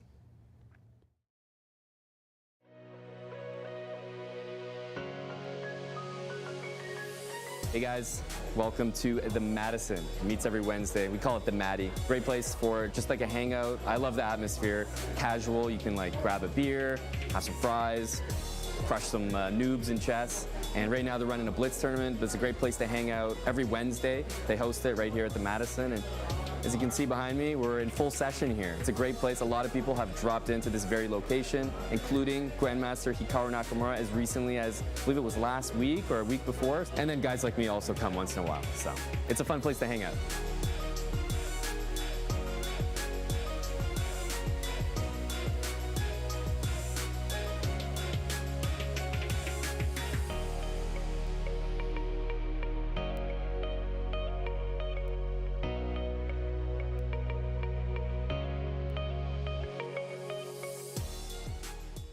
That looked like a lot of fun, but it also looked insanely packed. Is that because they knew you were coming, or is the Maddie always that happening? Honestly, I'd love to take some credit here, Danny, but it's just that happening. It happens once a week, so you know the time, you know the place, and everyone just shows up. So it's a good time, but I can't take that much credit. It wasn't me, Danny. It's just Come on, what are some other great places to play chess in Toronto? Well, Fabi, the thing is, it's not just that, right? There's the pub style, but there's also like the outdoor element, right? So you have some parks in downtown, Nathan Phillips Square. It's a great spot, right? And then you also have chess in the park where they just pick a different park all across Toronto and it kind of rotates. So you see the city as well as get some chess games in. Nathan Phillips Square. We were talking about that. Yeah, Nathan Phillips Square. You know what I mean? I love the Ronto, baby. I was at out here when I got here and I had a poutine, right? And I'm sure y'all saw the film there. Yep. It was nice. I ate it and then passed out. It was nice and it was so good. And then Berlin. I got Berlin. It was a Berlin poutine, right? And then a waiter challenged me to chess. He was a very strong 1070, in fact, right? And then we took him out, so we got some footage of that as well. So lots of chess here in Toronto. I'm loving it. Who won? I won that one. Okay. I mean, it was easy. Despite being tired with all the poutine? It's nothing, man. Look, I'm a Jedi. You know what I'm saying? Like, All right, well, before we take a break, let's remind you that Brave means private browsing and so much more. By default, Brave blocks ads and trackers on every page and video you visit, even on YouTube. No ads means up to 3 times faster page loads, faster streaming, and faster playback. It also means 35% longer battery life while saving on mobile data and internet bandwidth. For Android, iOS, and desktop, get the best browser for gamers, streamers, and creators. Switch in 60 seconds at brave.com/chess. All right, much more to come from day 1 of the CGC title match. We are off and running, and game 2 is right around the corner. We look forward to lots more fun from Toronto when we come back. Subscribers, stick around. How brave will Nihal Sarin be? We got exclusive content coming your way.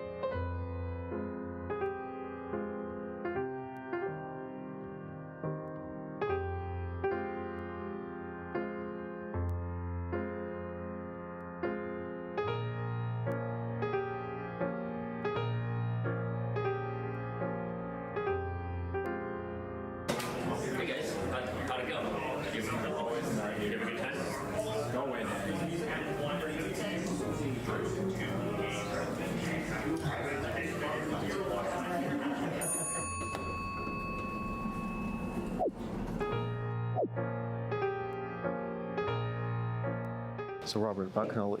Yeah, I love cannoli. I'd love cannoli too. Can't even describe how much I'd want some. Hey, Danny, what are you doing there? Nobody puts Danny in the corner. Come over here.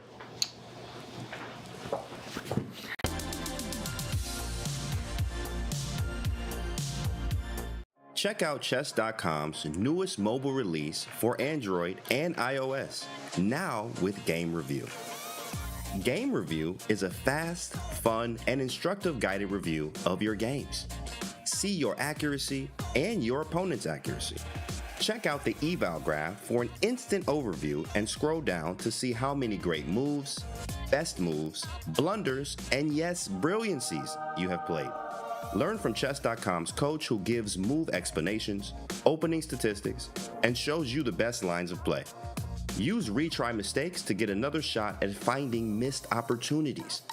Game Review is available today on both Android and iOS. Download our app and try it yourself.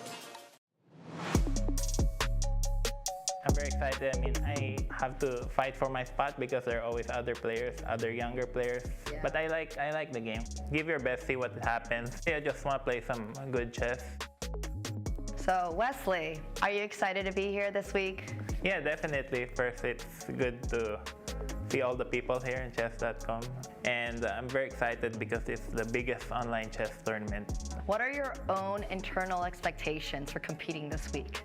I really look forward to it. You know, there are 8 games. Knockout's my favorite tournament format. Okay. Yeah, it's interesting because, you know, you don't know when you're going home. As long as you don't lose too many games, and you still got a chance. How is preparing for a rapid tournament like CGC different from preparing for large over-the-board events? 6 years ago, most of the tournaments were classical, but this year we're really moving it online. Also, faster time controls and speed chess. So you gotta be very good in blitz. You gotta be very good with the mouse. And also practice makes perfect. Thank you so much, Wesley. It's been a pleasure having you.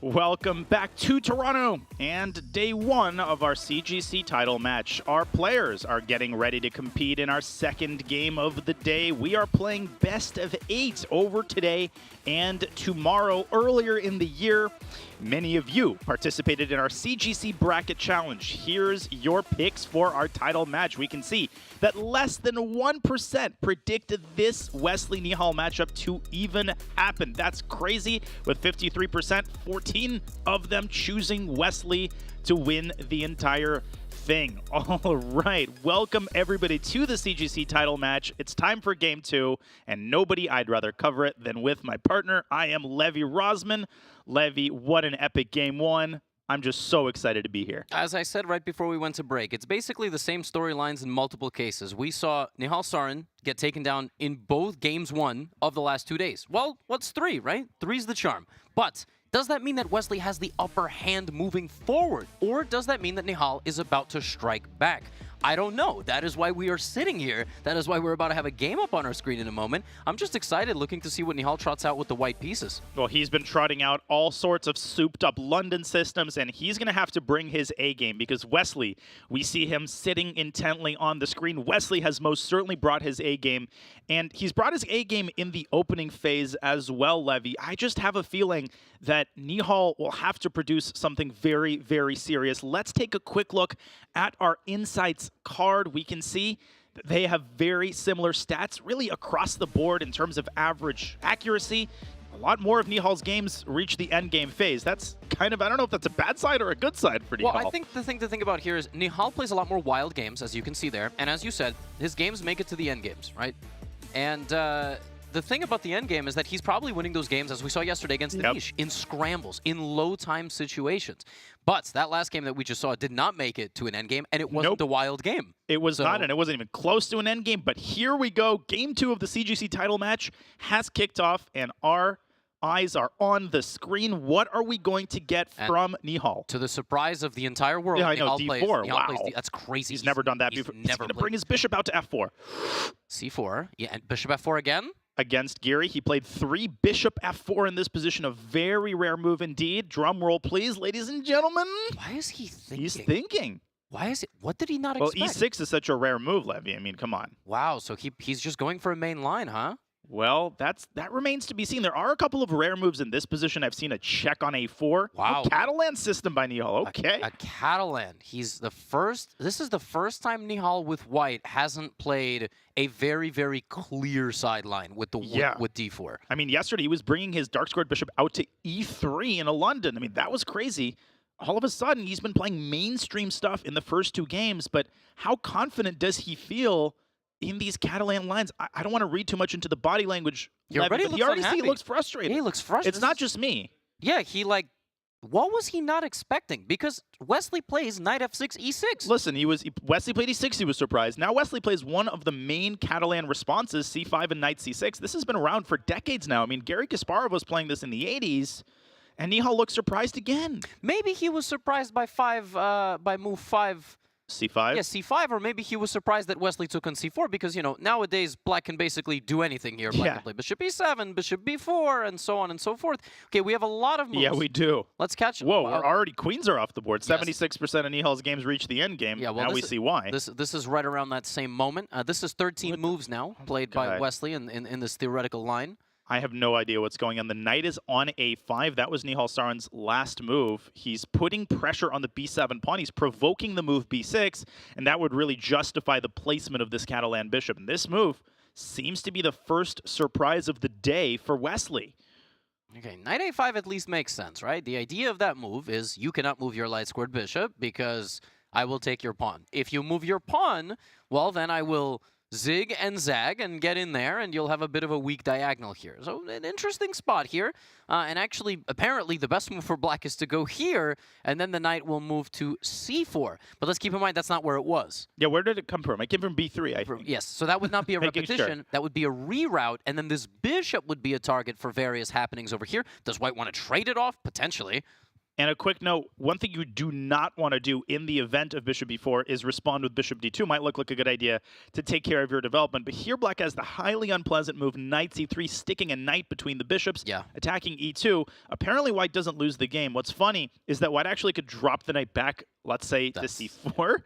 And absurdly enough, Knight D1, Bishop B4 actually wins for White because the knight is trapped and the rook is hanging. But Black can take on E2 here and then evacuate the knight back out to C3. This is precisely what Nihal wants to avoid. Yeah, this is probably not going to be seen, right? No, it is not. Yeah, wow, Wesley says, you want my pawn so bad, go ahead and take it. Yeah. Go ahead, knight A5. I'm letting you have all you want on the queen side. I'm focusing on my development. And Wesley wants to turn this back around on Nihal. Nihal was the one who wanted to fight for an advantage on the queen side. Wesley says, hey, two can play at that game. And there's a crazy idea here for White to completely remove, completely remove any instability in the center. Create just this situation Very symmetrical, yeah. And grab a pawn and say, I'm a pawn up. But this is the kind of player Wesley is. He will happily defend this with Black because he doesn't actually think there's any winning chances for White. Now, obviously, you would love to end up in a situation with Black where the bishops are of the opposite color. The bishop is traded for the knight. But we saw Wesley defend with the bishop pair against Hikaru yesterday and actually go on to win that game. Yeah, so, Wesley is totally undeterred, as you're saying, by these kinds of defensive tasks. And Nihal cannot just give this game away, right? A quick draw is actually a terrible result. For Nihal, he's got to try to put serious pressure on Wesley. Wow, and he doesn't take the pawn. He doesn't take the pawn. He plays bishop D2 instead. But now, Levy, B6? Because you can't go knight C6 and you anymore. Can't go knight C4 probably either. Oh, because of like rook A C8 and the knight gets tossed around. I thought there was like bishop B5. I mean, it just looks... Okay. Bishop D2. Something about knight takes B7 he didn't like. I think at the very least, bishop D5 and knight B7 was a risk-free move, but he goes E4, counterattacking Black's knight. Oh my goodness. So now if Black takes the knight on A5, then White is going to take the knight on D5. And after everything settles, these pawns are not any good, and White's pawns most certainly are. So Nihal is headed down into that massive percentage point of endgames, as you described, even though we're only on move 16, which sounds kind of crazy. But what happens if Wesley just... Hear me out, just for a quick second. I'm listening. What if he just... doesn't take the knight? Yeah, what if he just moves his knight? Yeah, you're allowed to do that, right? You don't have to take the knight. I know it's crazy. I know it's crazy. No, relax. Just stop with your controversial statements. I mean, it's one of my keep foibles. doing this. It's one of my foibles. Was that good? Solid use? That was excellent. Wesley razor focused there, in the words of Robert Hess. And, Ooh. Oh, now it's just... now almost off the screen. There we go. Moving hither and thither. E4 is on the board. Now, Levy, yeah, in the Catalan, you actually often want to avoid the move E4 because it weakens the D4 pawn and it blocks in the bishop. The sort of rules of engagement in this opening are a little bit different. Your move, knight D5 to B4, looks mighty solid for Black. The knight threatening to jump into C2, forking the pawn and the rook, and he plays it. It's on the board, and Wesley's got a better position in 15 moves. He does. And you know what else is concerning? This prospect of the A-pawn pushing itself forward to A4. If White plays knight B3, which is quite likely, A5 is just a vintage Wesley move. Yes. Just shove this pawn down, and all of a sudden, White is feeling so uncomfortable on the side of the board that Nihal was supposed to be attacking on. And the last thing I'll say, Levy, I think you'll co-sign this, if you have to take the knight, exactly, that's a terrible sign. You cede the bishop pair, you cede the dark square control, and here Wesley's going to be living the life. Now, only Black can win this position. Yeah, he's already living the life.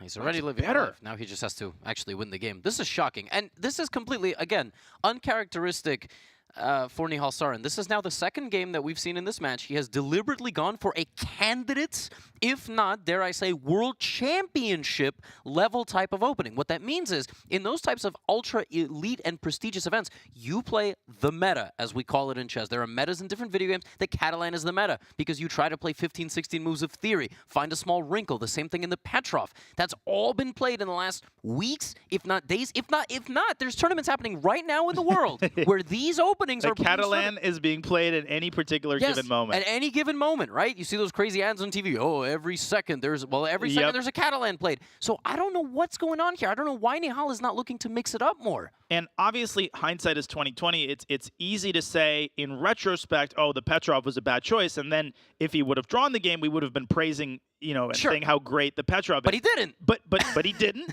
And he's got a bad position out of the opening, and I really feel that stylistically, this is playing right into Wesley's hands. It's playing into his preparation, and Nihal has just seemed frustrated from the very outset of this game, literally from move 2. That was so weird. Like, he was hesitant about what to play. It's like he hadn't decided. It's like and maybe he hadn't decided. That happens. Yeah, I'm sure you know that feeling. And I can't blame him. You're playing Wesley. You get into this he knows everything mindset. You get tilted. And whatever you try to do to avoid his preparation, you end up having the opposite effect and walking right into it. Right. And again, on both days against Anish Giri, Nihal showed up in the first game and just got obliterated. Like, that's not an understatement. He got completely from start to finish taken totally apart when he had the black pieces. The problem is, for Anish, Nihal managed to strike back on both days. This is hardly striking back. Yeah, and that has been one of the most impressive qualities of Nihal, his level-headedness. He really never gets tilted. He's so composed in every situation, but dare I say, it almost seems like he's lost his composure here in the early going. But the silver lining is that White should not lose this game if he defends very, very accurately. Although I don't even know if that's true. I think after a5 or rook ac8, it's not just an unpleasant position practically, it's an unpleasant position objectively. Even the engine isn't really optimistic about White's chances here. That's exactly right. Black's bishops stand very, very confidently in the center of the board. Wesley stands very confidently in the center of his frame. And Black is going to play rook ac8. And with White, what is the only plan here for... Like, literally, White has one plan. Would you agree with me? White's plan is this. d5. That's it. That's the only plan White has. And and it comes with a price tag. You're opening up diagonals for the bishops. Right. What else? Literally, what else? You cannot move this. That knight did a whole dance. You literally played knight a5, it seemed, or at least I think it came from this square, to target that pawn if the bishop moved, and then you didn't take it. Yeah, I think Nihal might have underestimated the impact that Black's pawn majority on the queen side has on this position. And if we just go down the alternative to a5, rook ac8, another problem is that White can never really contest the c-file because that drops the a2 pawn. And now Wesley does something kind of similar to what Nihal did with e4. Rather than moving this knight away, he counterattacks White's now vulnerable knight with bishop a4. And after rook db1, the rook infiltrates to c2. I mean, this epitomizes how beautifully Wesley has positioned his pieces on the queen side, and guess what? I think he went down this line. Rook ac8 is on the board. It's on the board, and Wesley just kind of did one of those things where he kind of, like, he wasn't exactly sure what was going on. He kind of made I don't know, maybe he just was a little uncomfortable with what was happening. Or he spent quite a bit of time on rook ac8. So maybe there is a degree of hesitancy. This does happen. Imagine if at some point in this game, Wesley goes, wait a minute, I don't have to equalize with Black. I can actually play for a win. Suddenly you're getting in your own head, like, well, I could be up 2-0. Yep. I just won with Black. And suddenly in trying to win the game, you screw things up. But we're far from that. We're at least 20 minutes away likely from some conclusion to this game. So let's not get ahead of ourselves. I see nothing else than for White to try to, at some point, play the move d5, and I'm not even sure you could do that anymore.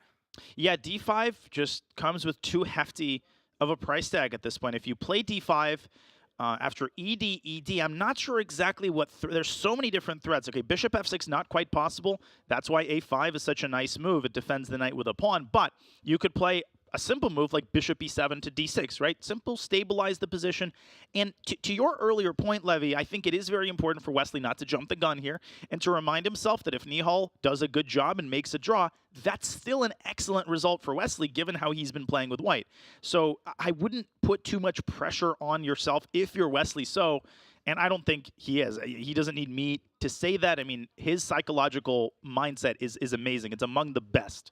Absolutely right. And again, we are not getting ahead of ourselves too much here. There's still plenty of chess left to be played, but this is a surprising thing because Nihal has changed the style for the first time in the event. That's what it feels like. And he's done it in the title match. That's not when you do that. You do it in the regular season. You show up to the playoffs. You know what you're going to do. You stick to the best game plan you have, and it's worked thus far. So I don't know. Is it the first Catalan? We'll see. If it's the last Catalan, we'll see. He had an opportunity to play this bishop f4 move like he did against the Anish Giri and mix things up, but he just decided not to do it. He decided not to do it, and conversely, I mentioned Wesley's psychological mindset. Right now, Nihal has to enter defense mode. He needs to pull out the draw here, and he needs to not think about the fact that, oh, I'm giving up white, because if he loses and goes down 2-0, obviously the match is not over, but that is a total disaster.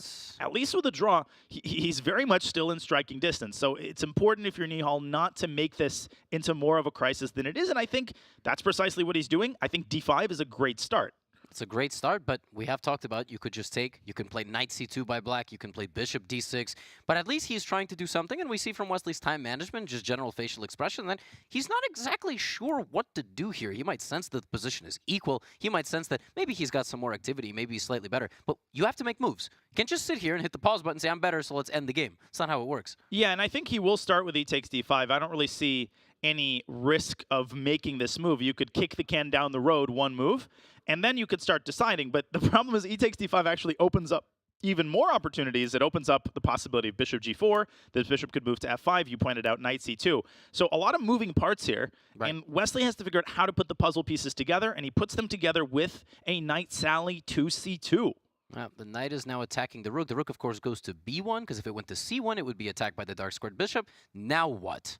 Now what? And if only we had a qualified player to answer that question. Oh, wait a second. As this game gets underway, we have a very special guest. Let us bring in the 2022 U.S. champion, Grandmaster Fabiano Caruana, to join us. Fabi, thank you so much for coming to the studio. Thank you. It's my pleasure to be here with you guys.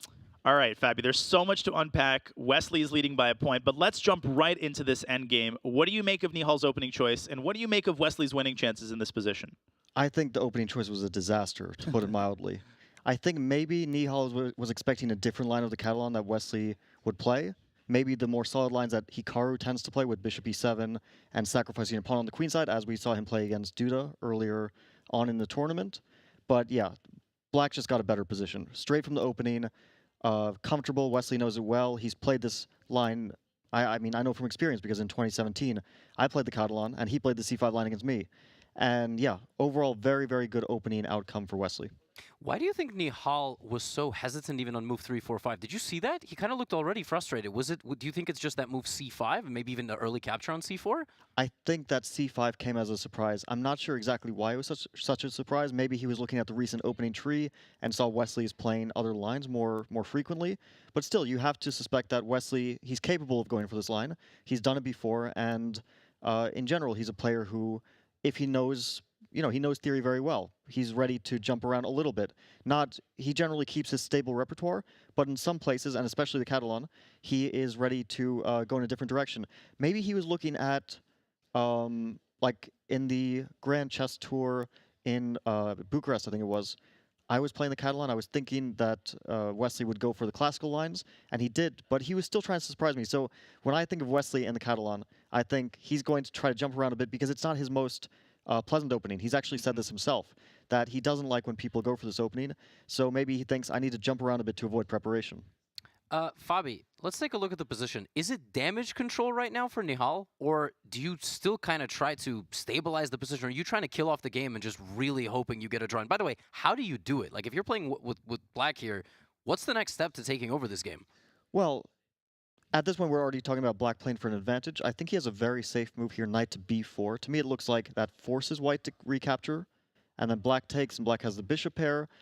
White might, find a way to draw this position because material starts to get limited, maybe knight d4 to c6, but yeah, maybe knight c6 here, and Black can't win a pawn because of tactics, at least immediately. But again, Black has a bishop pair. D-pawn is solidly blockaded for the moment. There's like bishop c5. Maybe bishop c6 is probably also a draw.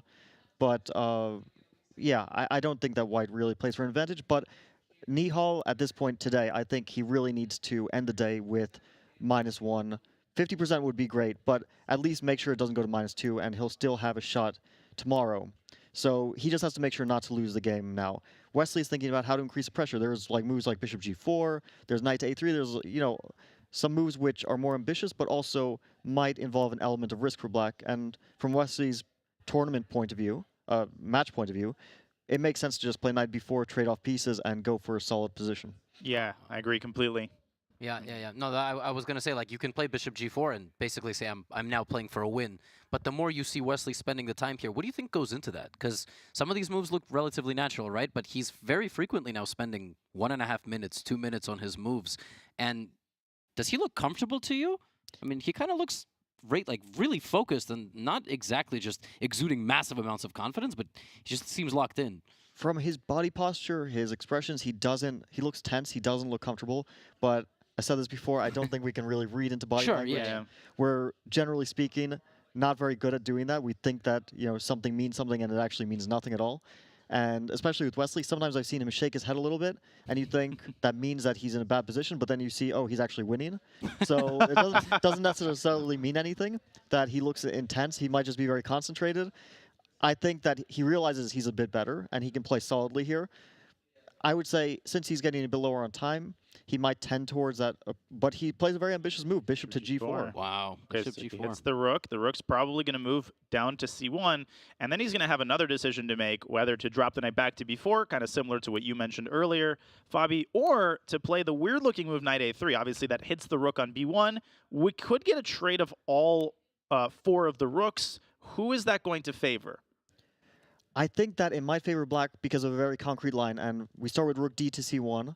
That is the most logical. Knight a3, rook c8, rook c8, rook c1. If white goes for this, can black simply take and play bishop to f3? I'm wondering if that corrals the pawn on d5. Oh, wow. And forces white to make a very sad choice like bishop takes a3, bishop takes a3, bishop c4. And then black can even consider b5 to go to a purely technical small advantage for black position, or play king f8, e7, d6, try to slowly get that. But there's knight d4. White's still in the game. But black is just slightly better. It's a very clear advantage. So this is probably what Wesley is trying to go for.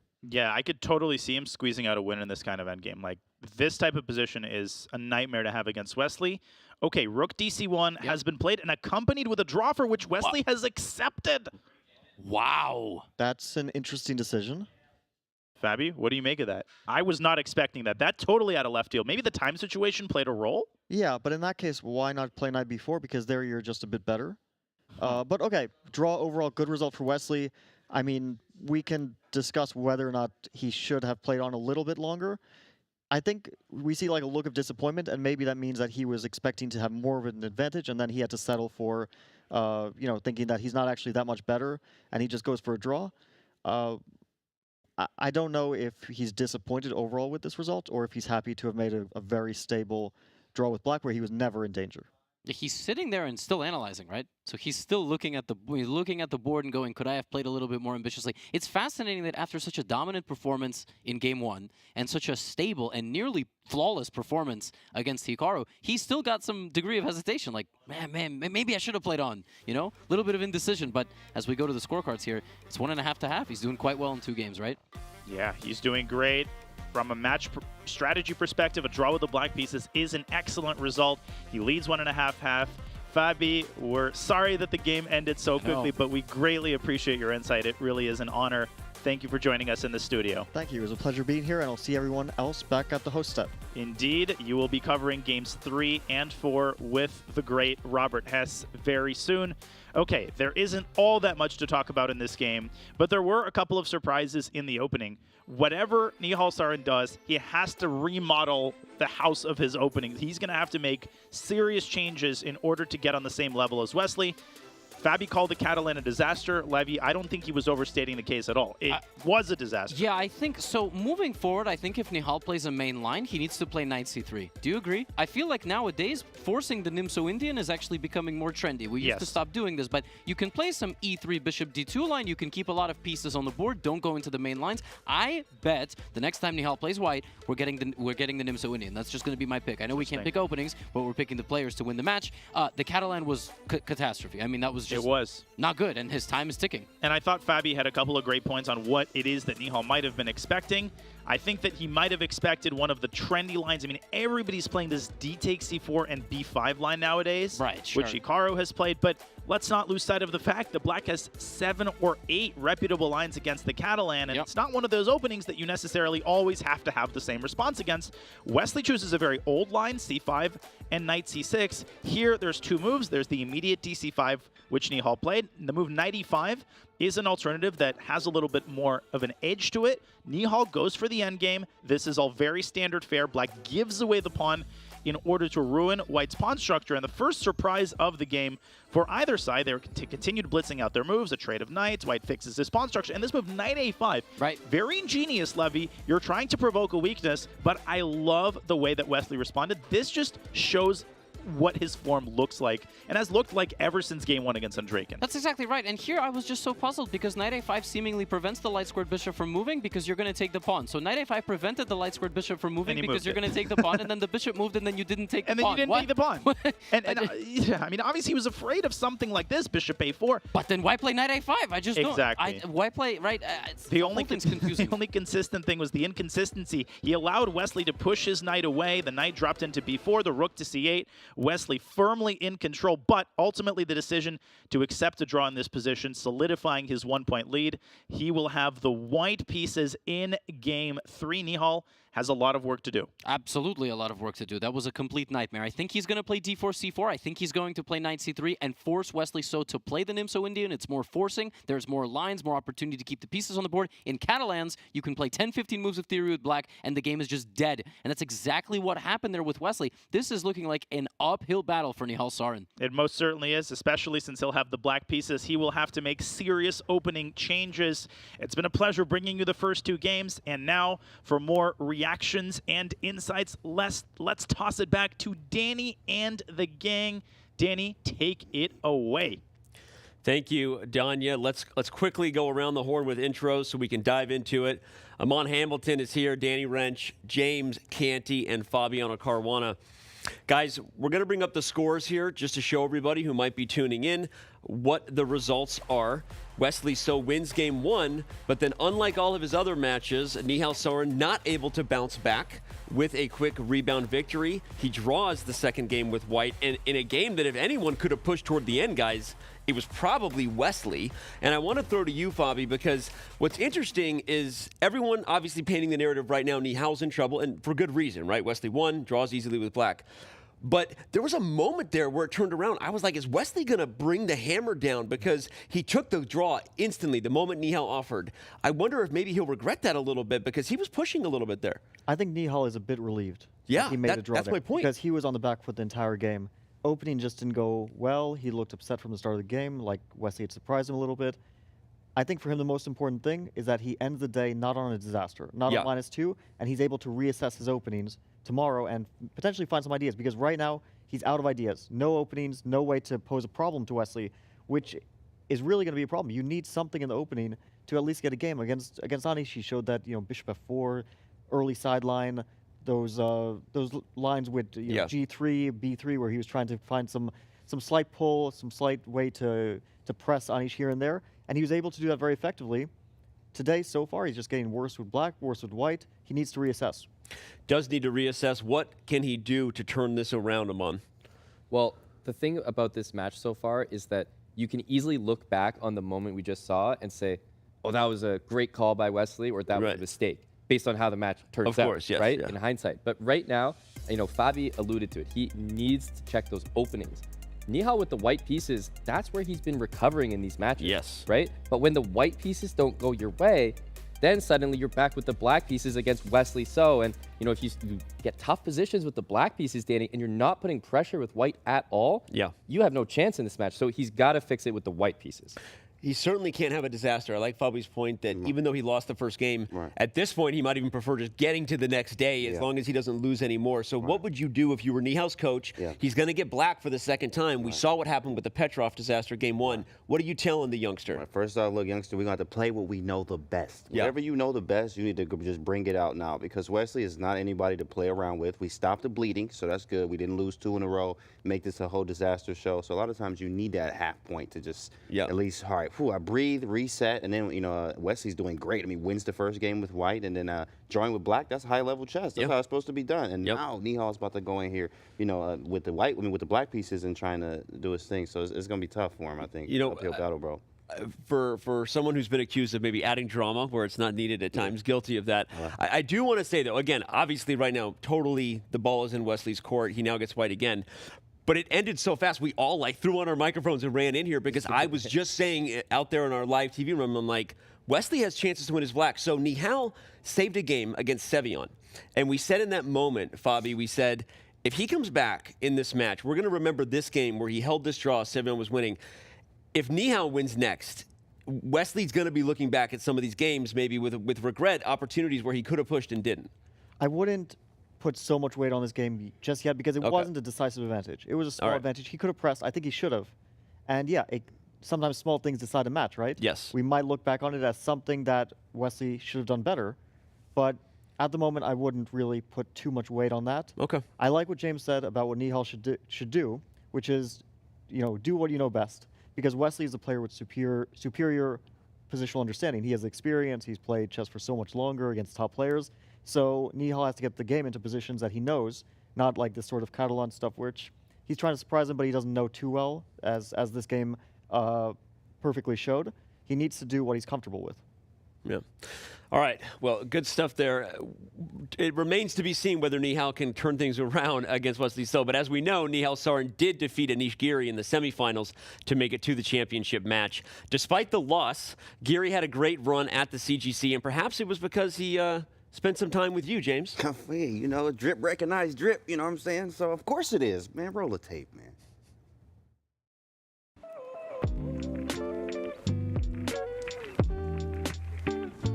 All right, and we're here with the fabulous Super GM, Anish Giri, man. How are you?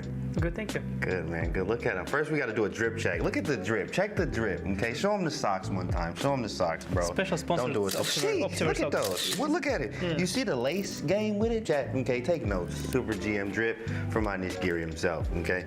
All right, so I have a question for you. Halloween was Monday. What scares you the most? Spiders? No, not insects. No, insects. Wow. No, insects. No, cute. But cute. What was the most adventurous thing you've done?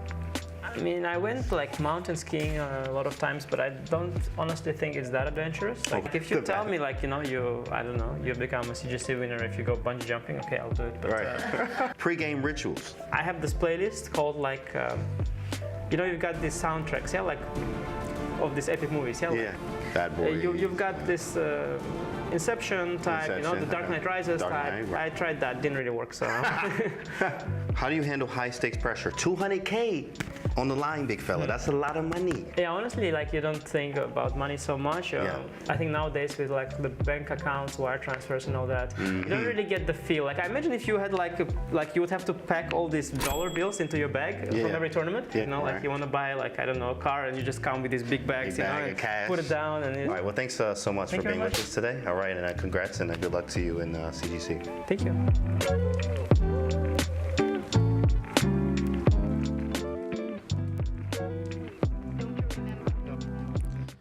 You know, they say you look good, you feel good. You feel good, you play good. That's right. You look good. I feel good, you play good. Playing good. How much you think Giri comes to play because of the mindset he gets in when he's dressing nice? In fact, I mean, look, you can just tell the haircut be perfect. I mean, the glasses be. I don't know what he does or who is his stylist. You know what I'm saying? Like, we got to get that. We got to get that. It's 2,800 level drip from Giri for real. What do you think of Giri's performance in the CGC and the path he had to face to get here? Well, the funny thing is that before this, we were discussing brackets. Yeah. Like, what's the best way to make a perfect bracket? And Anish is out there, and he's I'm trying to get you to reveal the things Anish was saying out there. Yeah, it's like that chart's like how to find the perfect recipe. Yeah. And I think he said it himself. Yeah. That he was happy with his bracket. Yeah. I think he thinks strategically about these things. Who are the players that he performs better against? Who are the players that he struggles with? And he played some of the guys who he outclasses. Yeah. And then he faced Timur Rajabov. Yep. And this was a pure 50-50 match, in my point of view. Timur is so strong and so successful in these online knockout formats. So that was a pure 50-50 match. It even went to Armageddon, right? It was as close a match as you could get. Yeah. And after he overcame that, I think he was very happy. But Nihal, such a difficult opponent for anyone. I mean, that was also a close one. we have to say Anish was a whisker away from winning that. I mean, it was a drawn rook ending. Yep. Just one thing changes, and then we have a different finalist. But that's what happens in these types of formats. You have these like last second clutch moments. Well, Anish dresses well, but I know he has a Chess Bra hoodie that he hasn't been wearing. What are you gonna say something to him about that? Yeah, you know what, Danny? I think we got to get that sponsorship number up to one that it's at that Giri level. Yeah, so, we should. Yeah, we'll work on that on the Chess Bra end of things. But what can we say, Danny? The guy's looking good, playing good, and as Fabi mentioned, he could have easily been in the finals. Yeah. Speaking of Chess Bra hoodies, I got a couple in the back too. There you go. Yeah, you got a couple. I don't have any. I'm getting one today. They give me grief for not giving them enough Chess.com gear, and I still don't have a Chess Bra hoodie. We have one that actually fits, can't he? Yeah. That's the thing. Yeah, you can't wrap around those arms. So, all right. Well, we've had a great time this week. Wait, hold on. Danny. Be honest. Have you really had a good time all week? What? Why? Well, it's just I've heard some things, and that's not what I was told.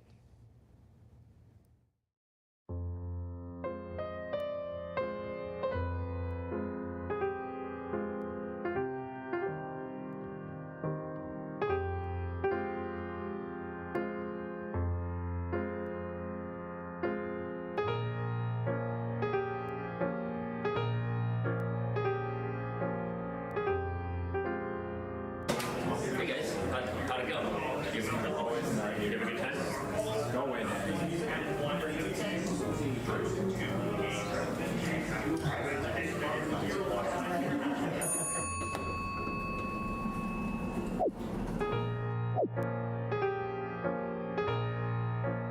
So Robert, about cannoli. Yeah, love cannoli. I'd love cannoli too. Can't even describe how much I'd want some. Hey, Danny, what are you doing there? Nobody puts Danny in the corner. Come over here.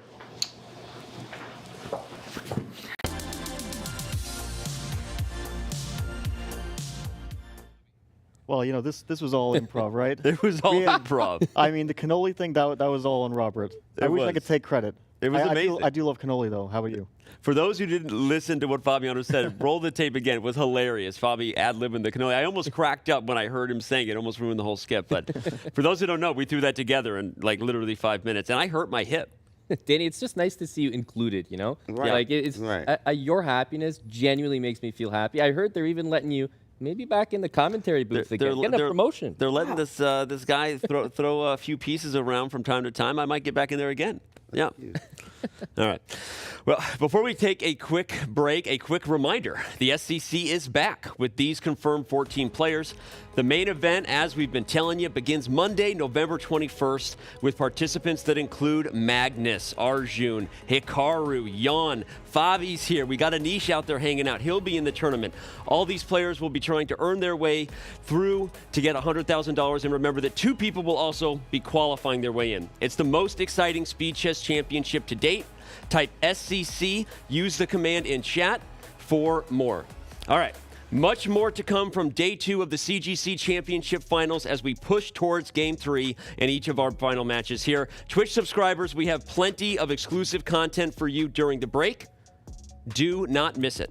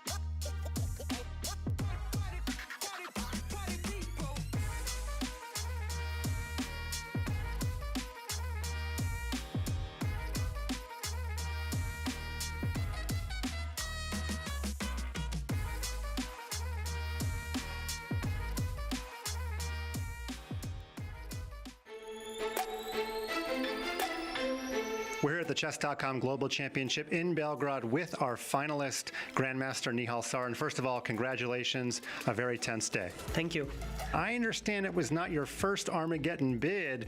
You bid 14 minutes and 15 seconds. That tells the world that you wanted to play white. Is that right? So throughout this match, I was a bit unsure with black all the time, that it's better to have white and try something. Although I was not really happy with the opening, it just ended well. Hey, you had Rook in 2 versus Rook in 1. Did you feel like you had good practical chances there? Actually, no. So when it started, I went for this 5 versus 4. I thought then I had good chances, and I think I traded to this 2 versus 1 a bit too fast. Only when he played this King G6, he just allowed me to get Rook F6 and King up for free, I realized, or I thought I'm winning, and only after I played F5, I was completely sure. Okay, so you know you're playing Wesley in the finals. What are your thoughts going into that match? It will be an interesting match. I just, as usual, I just hope to play my best chess and put up a good fight.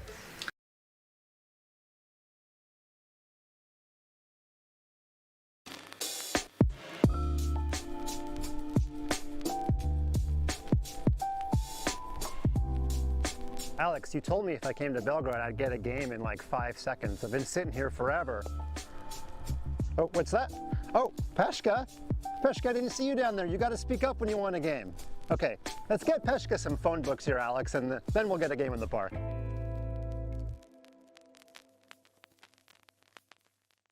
How often do you get recognized on the street? If I come to Manhattan and walk around for an hour, I'll probably get recognized. Yeah. It's pretty crazy. Okay, well we're gonna find that out right now.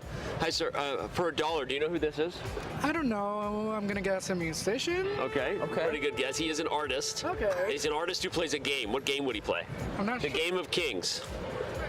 Nope, don't know it. Okay. Hi sir, do you know who this is for $1? Negative. Negative. Okay, cool. Good talk though. You know who I am for $1? Oh my God! Do you know who this is? Yeah, of course, love it. Okay, dude, what? Take $2. What, are you serious? Yeah. Hey, do you know who this is for $1? Yes. Who is it? I do. That's Levy. That's Levy Rosman. That's right. There you go. For $10, you know who I am. No. Okay. You're the Chess.com? I am the Chess.com guy, but do you know who this is? No. Okay, here's $1 for knowing who I was. For $1, do you know who this is? Dude, Jake? Dude, it's Jake. No, it's close though. Keep guessing. Tommy. Actor. Actor. All right, okay. that's Yeah. vote. Yeah. What type of acting? Comedy. Comedy. Okay. Yep. Really? Yeah. Not really, but. I was like, magician? Oh, yeah. That's the 3rd magician we've got. So thank you. This is great. It's the shirt. Yeah, It's the shirt, right? It's got to be the shirt. Okay. Hi. For $1, do you know who this is? No. Look closely. It's a chess player. That's right. Who is he? Levy, you want $1? Okay, thanks, man. Good Wow. talk. He got it and I could tell you knew. You were acting disinterested, but I saw you. I see the chess in you.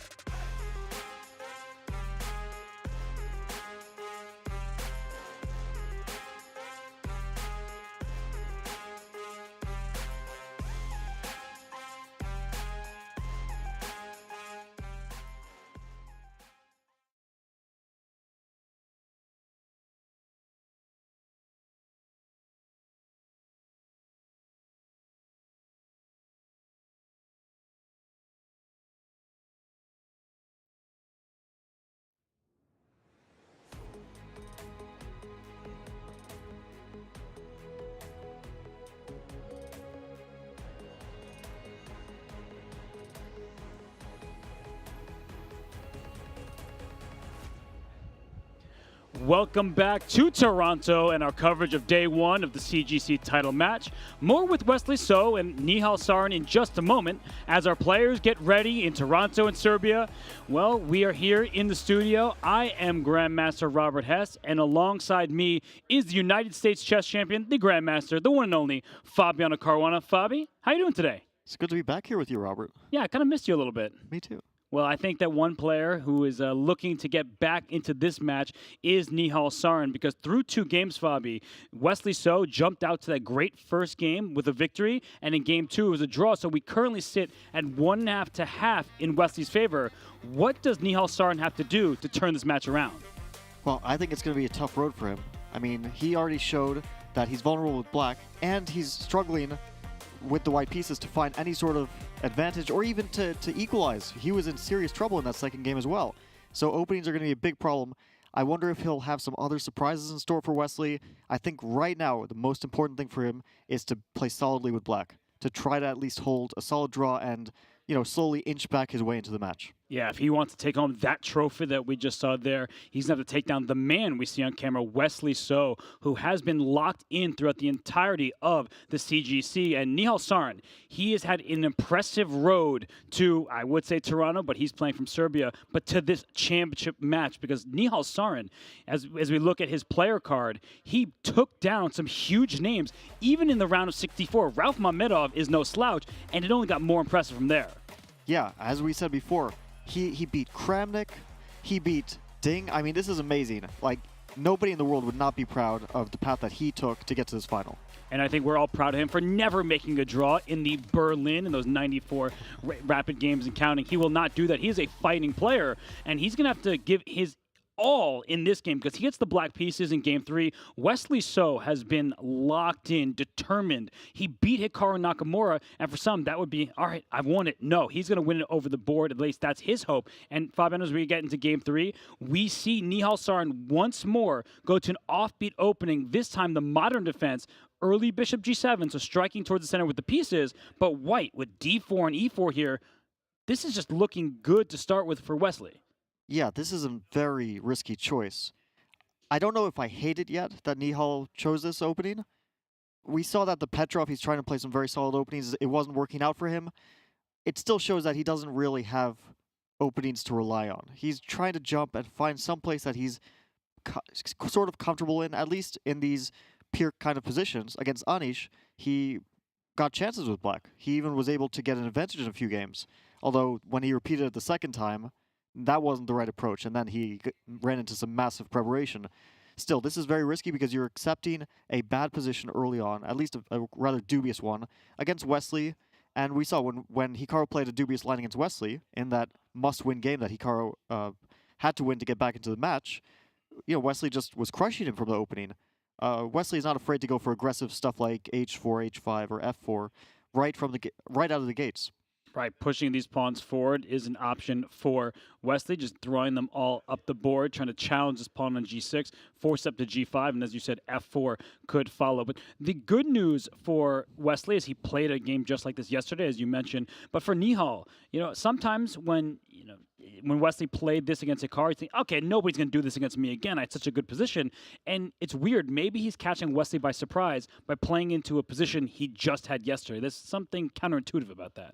Yeah, it is a very risky choice. Not something that I would have done with the black pieces. I would have thought the main thing is just to draw the game, rely on something that you know well.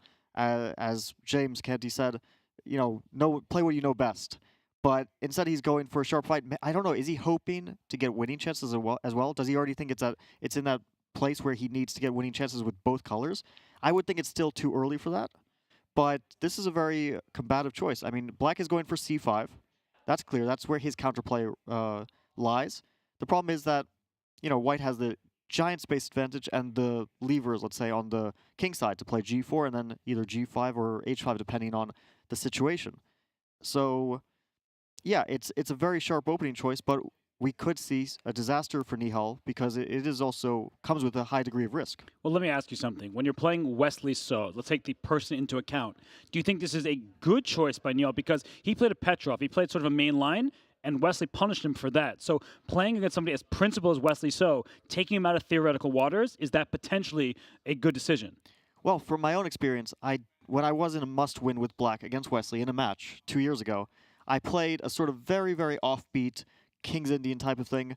It's very different from this, of course, but still the same general idea that you take a space disadvantage with the black pieces, but you have a lot of latent potential.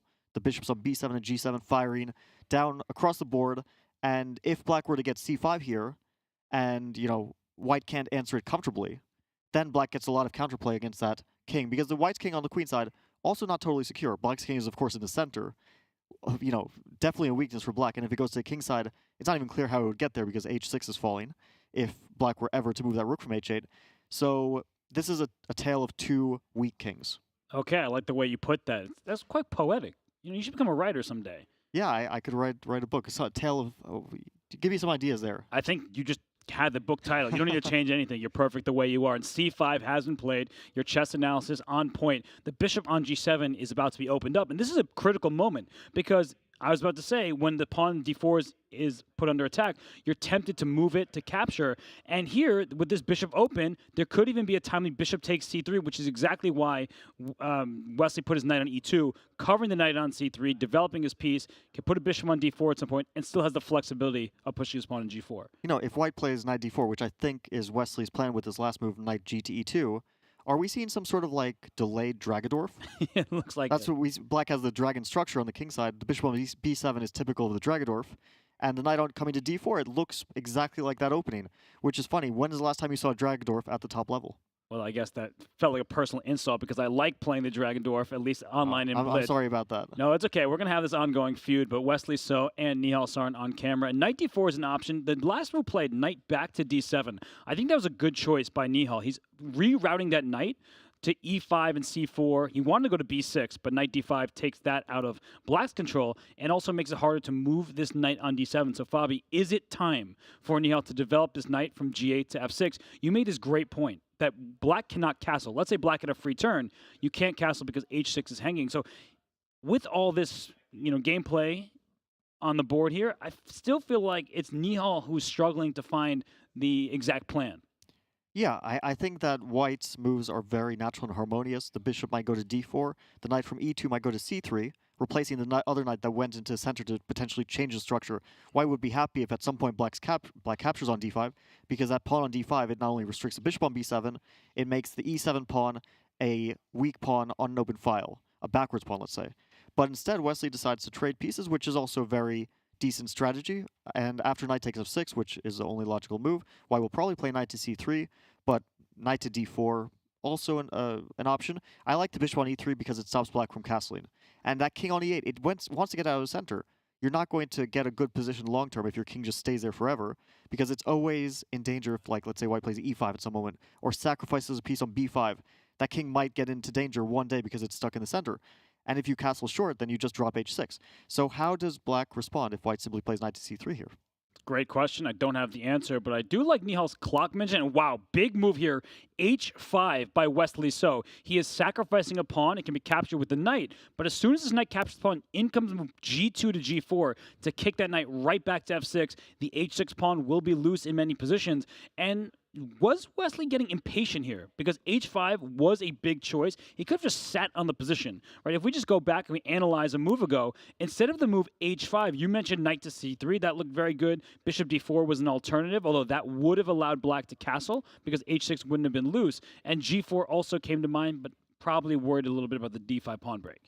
I don't hate this move. I don't know how it works because it's a very concrete thing now. Black has to play knight takes h5. If black were to play g5, it looks like a good way to keep the kingside closed, which black, of course, wants. But then knight to g3 comes, and you can't cover f5 with e6 because d6 is hanging. So just tactics don't work out for black here. That forces knight takes h5 in that case because gh5 is just too ugly to even look at. No. You don't want to do that. So knight h5 is forced, and then we likely see g4. Knight is forced to go back to f6. Bishop takes h6. Seems very likely. And black's king is now permanently stuck in the center. It will never go to the king side again because, let's say black castles here. Oh. Just to illustrate how checkmated you are after bishop takes g7. You never want to get your king on the king side with an open h-file, the rook on h1, firing down the board and checkmating black. So it gets concrete after bishop takes h6. White is for the moment pinned down the h-file. Right. And it's interesting because after bishop h6, white gave a pawn to get a pawn. It's a trade, but not done directly. And knight g8 comes to mind because of that pin you were mentioning. And that might force white to give up an exchange, bishop g7. I'd probably play move g5 and say, please take me over here. I'll get a passed pawn, but the bishop is kind of awkward for the time being. Speaking of things that you never see before, when do you see a bishop on h6 and a pawn on g5, that bishop completely cut off, and sort of attacking g7, but sort of not because it's also pinned, the rook on h1 hanging. But at some point, black has to do something with that bishop on h6. It can't just stay there forever. But if he plays knight takes h6, white suddenly gets a pass pawn on h6 in the middle game. Very unusual theme. On the other hand, a pass pawn also blockaded, so it might be a weakness in the long run. It's a good point. That pawn can be awkward. And speaking of awkward, we have a guest in the studio who always makes things awkward. Hey, Danny, how you doing, buddy? Hey guys, I figured if I made enough awkward videos, you guys would have no choice but to welcome me back. I'm so excited. Fabio. It's a return of last year. Yeah. What's going on? Is it 2022 or 2021? It's whatever year you want it to be. All I know is the band's back together. Aren't you guys as happy as I am? Let's go. Where's the sofa? That's what I want to know. Why am I on this high chair over here? You know, make me feel like a little baby. I want the sofa back. I also miss the sofa, but you know what? You guys have been crushing this commentary. I'm going to say whether you're missing Anish or not, he's nonstop chatterbox out there talking about how bad this line is for black, unfortunately for Nihal. Also, we talked about the fact that he didn't like Wesley's A3 move. Just so you know, he thinks that white can be even more aggressive. He seems to have a lot of prep in this. Let's remember, he beat Nihal pretty handily in the game they had, right, in this weird perk that now looks like a Dragadorf. So shout out to Anish bringing the commentary out in the lobby, and he thinks this is big trouble for Nihal. Danny, not to put you on the spot or anything, but do you have any of your own thoughts to contribute here? I also said it was a bad Dragadorf, and he said you don't have to say bad when you say Dragadorf. It's just the Dragadorf. Okay. Well, now you're getting shade from everyone. Yeah. So I don't have any of my own thoughts other than if you want me to, I will analyze. But I'm surrounded by a U.S. champion and a super GM out there, so I'm just here for the good awkward jokes. Well, Danny, what do you think about this rook sacrifice? Wesley's up in the match, and suddenly he just gives away his rook. Yeah, right here. He just gave up that rook on h1. That's something Danny would do, honestly. Yeah. Are you coaching him? Okay, it does feel a little unnecessary now that we talk about it. Maybe he remembered the exchange sacrifice Hikaru made and thinks that there's some compensation there, but no, this doesn't look necessary for white. Why did he do that? Why not just g4 even instead of h5 to begin with?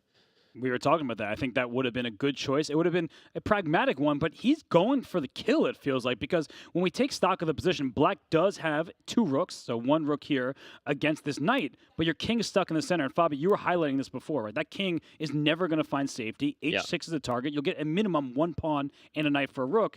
Do you believe in the white's position here, or do you think that Nihal should be happy about these exchanges? I believe in white's compensation. I also believe that Nihal should be happy because his position was objectively worse than a few moves before than it is now. I wonder if Wesley got some inspiration from a recent game between Pragnananta and Magnus, where early on in the opening, Pragnananta sacrificed a rook on h5. Totally different position, of course, but same theme, same opening. In fact, the Pierce/Modern. I wonder if he got some inspiration from that because Magnus was on the back foot the whole game. A brilliant game. Almost didn't survive. So maybe he's thinking, I can do that too.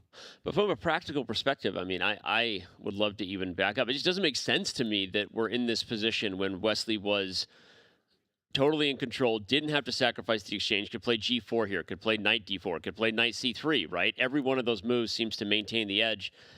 So I'm with you, Fabi. You know top-level chess better than me, of course. And if he's taking inspiration from Pragnananda's game with Magnus, maybe. But look at the time. It's a little bit telling to me that if Wesley was super confident, he might also have a little more on the clock. And if I'm Nihal, like you said, Fabi, even if I'm worse, I'm like, well, at least I have a chance now. But Danny, do you think that just the fact that he sacrificed a rook, that's already a sign of confidence, that he's not shying away from a fight? Even though he's up in the match, he still wants to try to extend the lead? Danny, I'm going to take this one for you because we saw Wesley give away that rook on d8 yesterday against Hikaru, and that was a bad decision.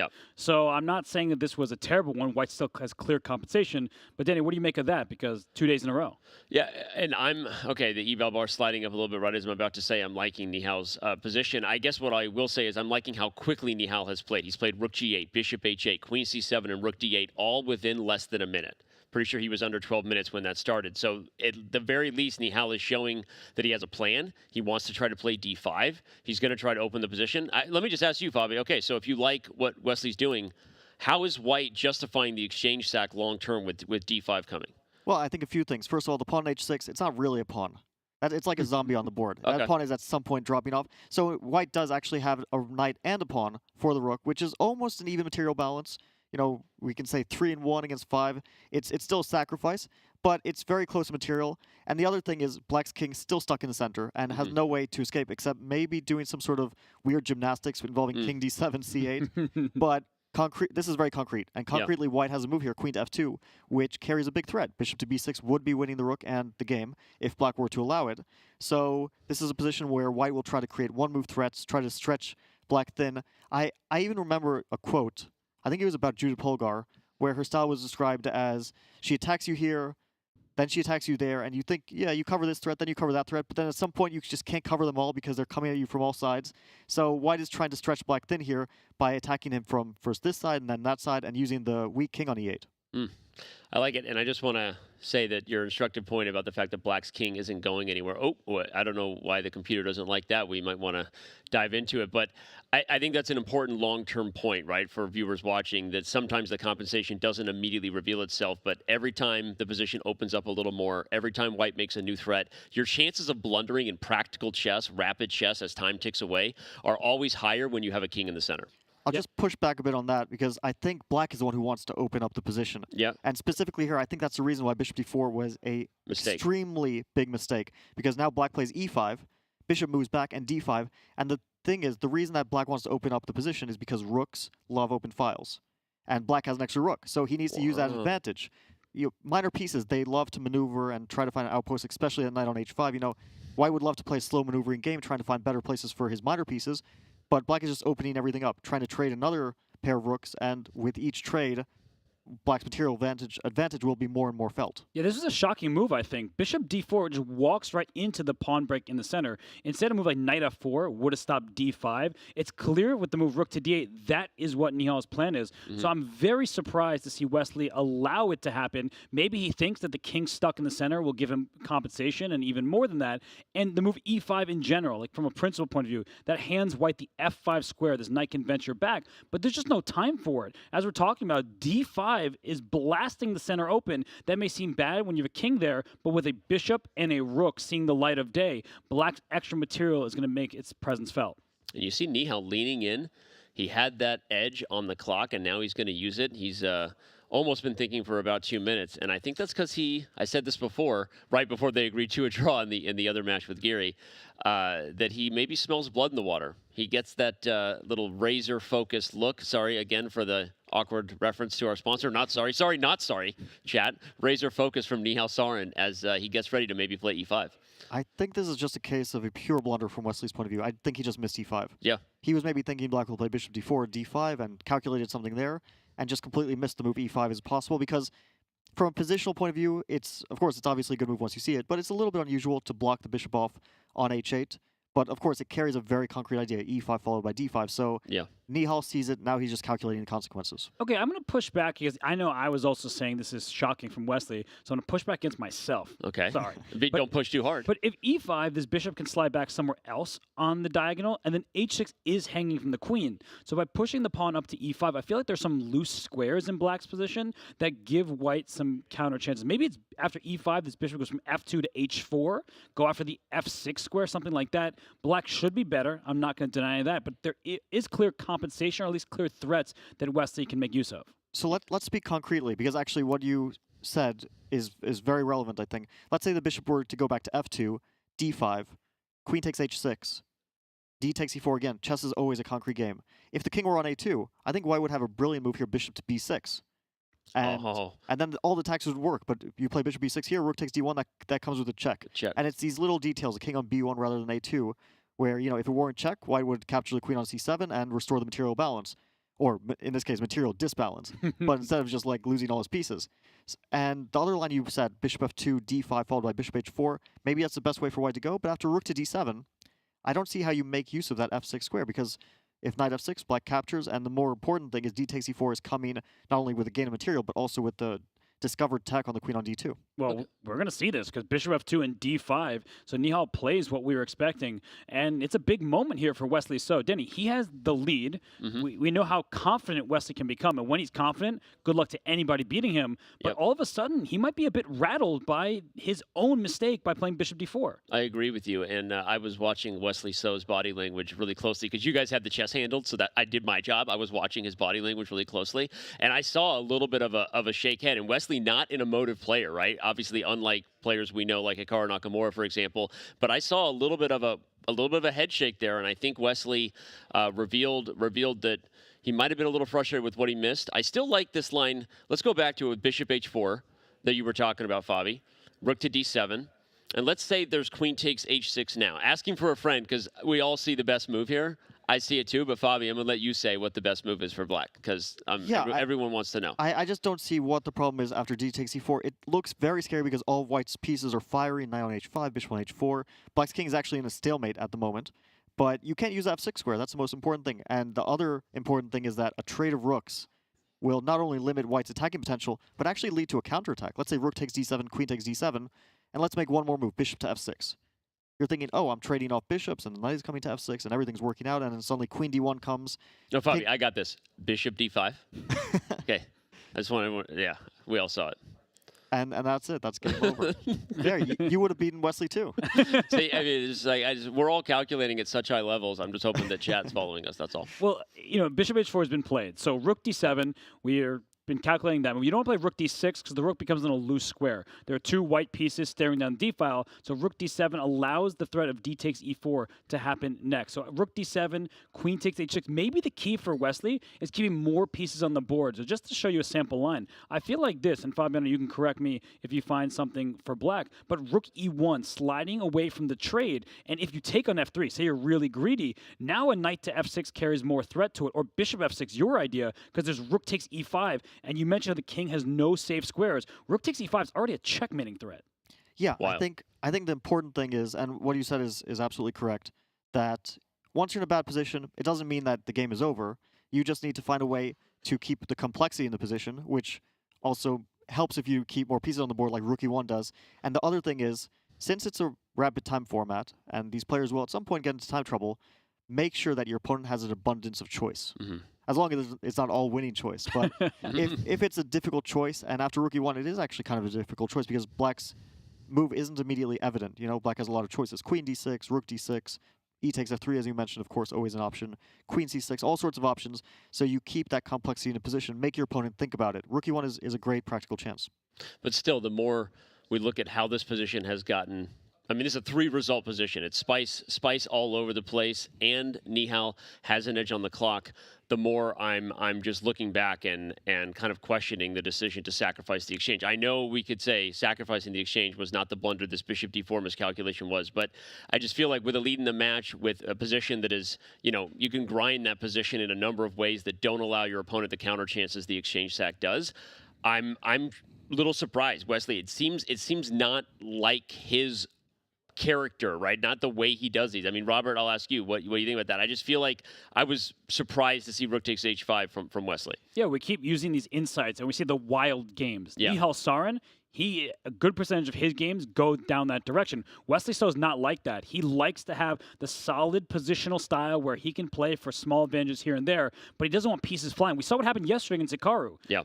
Pieces were just going all over the place, and he almost lost the thread of the game. Credit to him for moving on and even winning that game. But right now, you can see Wesley, he's deep in the think tank, down to 3 minutes to nearly 7 for Nihal. Queen takes h6 is one option. There's no rook e1. You're just on the same line. I guess that could transpose into the same variation. But I just don't see that many moves for him, and he seems like a player who is not comfortable right now. Well, he might not be comfortable right now, but there's about 55,000 total people that are comfortable. Shout out to 33,000 of you on Twitch. Hit the follow button if this is your first time. It's where the biggest events in chess happen. And shout out to everybody over there on YouTube. This is epic. This is hype. Welcome to the CGC finals. Sorry, guys, I blacked out for a second. What were you talking about? Well, the thing is, I think Wesley is sort of, it's strange to say this when he's in a losing position, but I think he's sort of feeling himself in this tournament. He feels very good, and sometimes that leads to some overconfidence. You think, oh, I'm on fire, I can do anything. And Wesley is a player who, when he's confident, he plays really, really good. Actually, we are seeing the line that we discussed, but wait, what's happening after... Oh, you know what? Queen d1, king a2, bishop d5.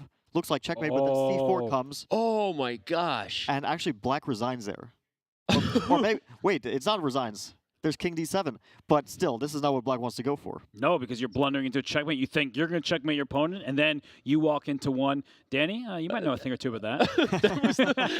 That was my luck so bad. That was the one line that I was flexing that I calculated as well as Fabi, and it turns out it's the one way black can lose this position. Man, story of my life. All right, but seriously, this is fascinating. Wesley is somehow alive, allowing this incredible queen d1 and bishop d5. But black is still in good shape here. I guess even a simpler move to defend, and you even have a perpetual, I guess, maybe if you want it. Yeah, black can definitely probably make a draw in some of these positions, but clearly Nihal wants more. And Danny, well, we love having you on set here. We're going to send you back over there, and we'll see you right after this game is done between Nihal and Wesley. So appreciate it, guys. Are we going to hang out later, or what are you doing? I think Fabi and I have don't plans, think so. right? Yeah, we're going to do something. Yeah. Okay. We'll just wipe him off. We'll just text you, Danny. Get out of here. Bye, Danny. Well, we are back here in the thick of things in this game between Wesley So and Nihal Sarin. Nihal Sarin down 1.5, but with the black pieces, Fabi, it's been looking good for him. He is spending his time wisely, but how tricky is this position? Because the eval bar says huge advance for black. I feel like you could walk into tons of different perpetual checks, and you could even lose the game, as we showed in the other variation. This is super tricky. I mean, when I see it, and, you know, the computer might say something, the bar might be all the way in black's direction. This is really tricky. This is purely concrete. Queen d1 is not working out for black, which is the main issue for him. And white is threatening queen takes e5, and there's actually no way to defend the threat of queen takes e5. So you just have to allow it. So I think e takes f3 is a very logical choice. Queen takes e5 is forced. The good news from Nihal's point of view is that white's moves are forced, so he can calculate relatively easily in that way. But, you know, you play king to f8 here, and then there's all sorts of checks. There's like queen to c5 check, and where do you go? I don't think if you go to g7, I don't think that you are winning. I don't know if you get mated, you're probably still fine, or you just have to, you know, go back to f8. But here you're not winning the game anymore. So does that mean after queen to e5, queen e6 is a forced move? But then queen b8 check. And then bishop c8 is forced in that case to avoid a perpetual. Maybe it works out, and Nihal is a great calculator, so he'll probably figure this out. But Wesley is keeping it tricky. Yeah, this bishop can just start trying to distract this queen, things like that. But you are right, that great calculator is Nihal Sarin, and we see e takes f3 is played. That is the best move. And for Wesley, the key is making sure that he has tricks available to him. This rook cannot leave the back rank. If it ever goes to g6, queen h8 is check and mate, because the bishop slices off the diagonal, the king cannot escape. So the rook is stuck, there's no rook takes g4. You know what? This queen can't move, queen e7 mate. I was thinking that Danny would suggest rook g6 as the way to defend defend black's king, and I was getting ready to say no. There's queen h8 there with checkmate. So yeah, black can definitely lose this position if he's very careless. Well, let me ask you, what's black's next move? Maybe it's just e4, e3, e2, something like that. But black doesn't really have moves, so I'm trying to figure out a way for white to play a bishop d3. I can't get away with that because queen takes e3 is check. But you know what I mean? He plays king c1 for that very reason. Exactly your idea. He plays king to c1. The question is, yeah, you might not be winning immediately on the spot with black, but if white has no threats either, if queen e5 is not working, can't black just play e4 here? Like, the material advantage at this point is too massive to ignore. It's not only exchange, it's those connected pass pawns on e4 and f3 that in endgame will just mean, you know, game over if we ever get there. Of course, Wesley will do everything in his power to avoid getting there, but after e4, I don't see what you're doing. The other problem is, I would love to set up bishop to h3 and g5 for white to get that bishop into the game, but then it blocks off that queen bishop battery that potentially checkmates on e7 or d8. So you have no way of getting the f1 bishop into the game. After e4, I just don't see white's next move. Yeah, what we're trying to highlight is if this bishop can chase this queen somehow. Actually, I'll show a very direct sequence. If you play e4 and I play a4 and I take here and you don't play e2 and go and win, or queen d2 check and mate me, if you take back here, my threat is bishop takes, distracting this queen, because when the queen leaves, there's checkmate in one on two different squares, e7 or d8. And that was Fabi's point about trying to get the bishop to h3 and play g5. But if you play g5, the bishop on h4 is cut off. So Fabi, I do think his idea might be for Wesley to play a4, something like that. And if this pawn keeps going, maybe you can bring your bishop out to d3. I just don't think that you're quite in time, but you are blocking black's immediate checks and threats, so it gets confusing for Nihal. Yeah, I think the line you mentioned with a4 already played, and e4 and e3, if that works out, it's just child's play for a calculator of Nihal's status. E4 it looks very logical, but after Wait, He went queen c7. queen c7 was played. He went Oh, queen he c7 did. to protect the pawn, and immediately Wesley went a4. Oh, that was a mistake. I see what went wrong. I was thinking the queen. Well, like, how did the queen get there? Because the queen was so good on d7. It wasn't me, I promise. But he wanted to stop queen takes e5. So that's why he played it. Maybe he missed the move a4. Right, because the point, everybody, is if b takes a4, the bishop goes to c4 now. We just showed you why the queen can't take. Queen e7 is check and mate. And there's a huge threat. Let's say you make a random move like a5. Well, bishop b5 check is lights out, but bishop takes f7 does the trick. The queen takes the bishop. We were just talking about the importance of the queen's placement. Queen d8 is check and mate. So all sorts of sacrifices here, and I'm worried for Nihal. Look at these last moves. He went bishop c6 to defend the pawn, and then bishop g3 quickly played by Wesley, going after e5. This bishop is a bit loose on c6, b5 under attack. The trajectory of this game is going Wesley's favor. You know what changed? Probably Nihal was thinking that bishop on h4 can never go away because it has to create the mating threats with queen e7 or queen d8. But the bishop on g3, it would allow queen e7 if the bishop were still on b7. And black would love to trade queens. But here queen e7 drops the bishop on c6, which was just put there by Nihal. So that's why the position changed, and Wesley changed his strategy. The first strategy was to attack b5, try to get the bishop on f1 in the game. Now the strategy is take e5 and chase black's queen around again. You know, queen went to c7. After bishop e5, they'll have to go to d7. Not exactly what he wants or what he's going for. So yeah, this is getting sharp. This is no longer so easy. And Wesley just shook off that hand. He's like, ooh, I'm on fire right now, going after the e5 pawn. But even single moves here are difficult. He played rook g6, allowing queen h8. Wesley plays that quickly. And if king goes to e7, I'm already looking at bishop takes e5. You're getting after that king. This bishop can come to d3 at some point to attack the rook. I feel like Nihal really might be more likely to lose this game than to win it. I don't know if I'd go so far yet, but yeah, getting low on time with your king in the center. Black can't check the white king, so white's king is for the moment safe. This is scary stuff. In fact, what do you do here? Because if you take on g4, it's already bishop takes e5 with queen f6 or bishop f6 as a threat. I actually don't know what you do. To me, like, the first move that comes to mind is rook to e6 because it defends e5, but then bishop h4 is coming. Oh my gosh, and bishop f5, queen f8. I mean, your king is getting surrounded by the bishops, which that bishop on f1, we said, if it's not in the game, white has no chance. But it's getting into the game now. He should have played e4. That was clear. But now he's in big trouble. He's 40 seconds left. Does Nihal Sarin? He cannot afford to lose this game. And Fabi, you said rook e6 looks the most natural. I think another maybe f2, just throw away the pawn, distract white's pieces. The bishop needed to stay on this diagonal to cover f1, so it can't take on g6. But Nihal now down to 25 seconds. He's an amazing bullet player. But with 1 minute 18 seconds, it feels like Wesley So is now in control. Yeah, the problem with f2 is that not only do you have to calculate bishop h4 check, and your king is potentially getting under attack, and he does play it, so he might have calculated that, but also after bishop takes f2, you have to play e4 and then bishop c5 check. So many checks from both sides of the boards that you have to calculate, and 19 seconds, not easy, but if anyone could do it, it is Nihal, who can try to, you know, get through the labyrinth of variations in this position. He can't play f6 as queen h7 is checked to the king and the rook over here. The bishop still covers. And when he goes king d6 out in the open. After queen to f8, which looks like the most natural move, does he want to go to d5? Is that really it? King of the hill style. I think the king goes there, and there's not a single good check for white. Yeah, any check will lose material, but still, if you ever get to that king, and Wesley didn't go for it, he took the pawn, also makes a lot of sense because the problem for black is e4 no longer works. Bishop to g3 check would win the queen. That's right. Queen f8 check now available. The queen can block to e7, so you can get away with that. The rook protects that queen, which is very important, but this queen can go from f8 to b8 and so on. Maybe there's at least a draw by repetition for Wesley in this position. I think that Wesley can get a draw if he wants. At this point, Nihal will be happy with the draw. But does Wesley want more? I mean, look at Nihal's time. Like, if I were in Wesley's position, I would already think, I need to win this game. I might even think my position is objectively winning. Because you never know. Black's king could get checkmated. We see that the position is level. It's a draw. But I would try to either flag Nihal or checkmate him. 1 second. Oh my gosh, he got the move with 1 second remaining. Queen b8 check, queen c7. So Wesley can make a draw here if he wants it. He has bishop c5 check. Wait, bishop h4?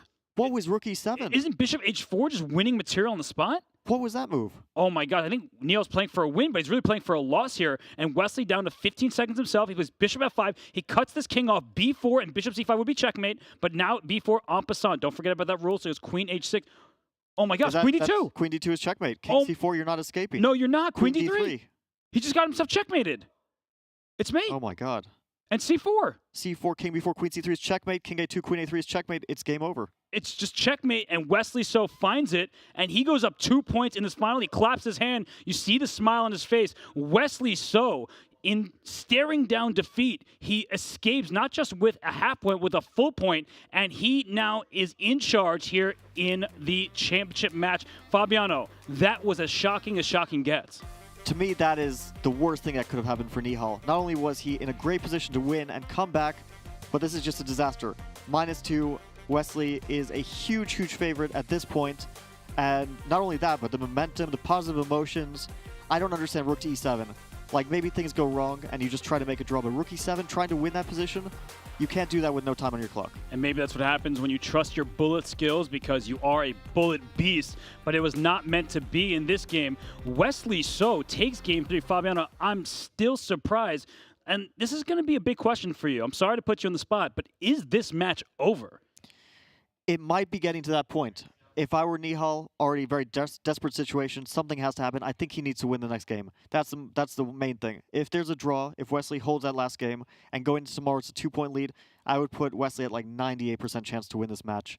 And the momentum is definitely not in Nihal's favor as well. No, it's not. And if he's going to win some games, he needs to play better. And we're going to dial into this moment in the game that we just saw between Wesley and Nihal. And Fabiano, at this point, Wesley had the better position with the white pieces. He made this decision to play h5, and it's one that we really didn't like.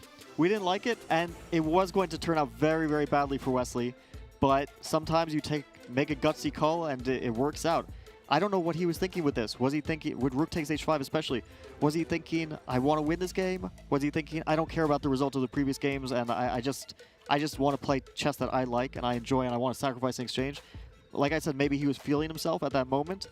But yeah, it was a very gutsy call, and it normally should have not turned out well, because after that mistake, bishop to d4, he was in a losing position.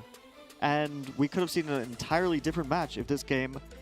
entirely different match situation if this game had gone another way. A credit to Wesley So. The sacrifice we didn't love, but at this point, finding bishop f2, bishop h4, and then playing queen h6. So at this point in time, after the swap on d7, we got to take stock of the position. There's a rook on g8. White has 3 minor pieces to black's 2, and after knight f6 check, queen 6 f6, this is what Wesley saw. He looked this deep into the position. He realized that black king not going anywhere, that's going to cause Nihal some serious problems. Yeah, I think the one thing that people sometimes underestimate about Wesley, because we think of him as this accuracy player, a player who rarely gets bad positions and is super accurate, but when he does get a bad position, and I can speak from experience in this case, he tends to defend tremendously well. Like, he's a very tough nut to crack, even once he's in a losing position, and we saw that in this game. We did, because at this moment here, after e takes f3, credit to the move king c1, you may be thinking, what are you doing with your king? The whole point, everybody, is that bishop d3 a move ago would not have worked, because queen takes d3 is check, and that means the white king has to move, the queen goes back for black. But if you were given a free turn after king to c1, now bishop d3, the queen cannot capture, because this queen would land on e7 with checkmate. So instead of the move queen c7 in the game, I think, Fabiano, this was where things turned away from Nihal and into Wesley's favor, because Nihal did not make this move e4. I think e4 we might have seen Nihal win. Queen c7 was one of those, I hesitate to call it this, but it sort of is. It's a lazy move. You just want to defend your stuff, your pawn e5. You don't want to calculate queen e5 at any moment. And I think he missed a4. He didn't realize that that side of the board is also a way for white to get the bishop in. And it's a bit surprising, because you think, okay, a4, I take the pawn. Thanks for the free pawn. But then this bishop c4 move comes in. You can't take it because of the checkmates on e7, d8. And you have to suddenly deal with this threat of bishop takes f7, low on time. Super unpleasant. And yeah, I think queen c7 was the first turning point, even though it wasn't an objectively bad move. It was the first turning point in terms of making the position more difficult for Nihal to handle. And speaking of turning points, bishop c6, then we saw the move bishop g3, turning from one diagonal to the next, threatening this pawn e5. And I think this is amazing recognition from Wesley. I know when I was looking at this position, I'm never moving that bishop, because if the queen on c7 moves, there's checkmate. That's a great diagonal to be on. But he recognized that black can't really move his pieces that well. The biggest idea, as we were indicating earlier, e4 and push this pawn up the board. So bishop g3, rook g6 played. And Fabi, at this point, it felt like Wesley was getting the upper hand, but things just got out of control after f2, reasonable move, the king escapes, and here, not taking the draw, Fabi, that was just absolutely baffling. You know what's interesting to me? I really wanted to see if Wesley was going to take the draw, because after queen e7, he still had another option, which was to play queen b8, queen c7, and suddenly bishop c5 check. You can't take it, so you're forced to play king d7, because otherwise you lose your queen. And then white has some move like queen to f8, and with 4 seconds on your clock, good luck finding the best move here for black. So I really wanted to see if Wesley was going to take a draw or go for more, but instead Nihal made an inexplicable decision. Rook to e7. Is it because he was afraid of bishop c5, or is it because he wanted to win? But that's just too strange for me to understand, because even after bishop h4, what winning chances do you have? You're no longer going to be up material because you're losing your exchange back, and your king's still stuck in the center. So as a winning attempt, this one just doesn't make any sense.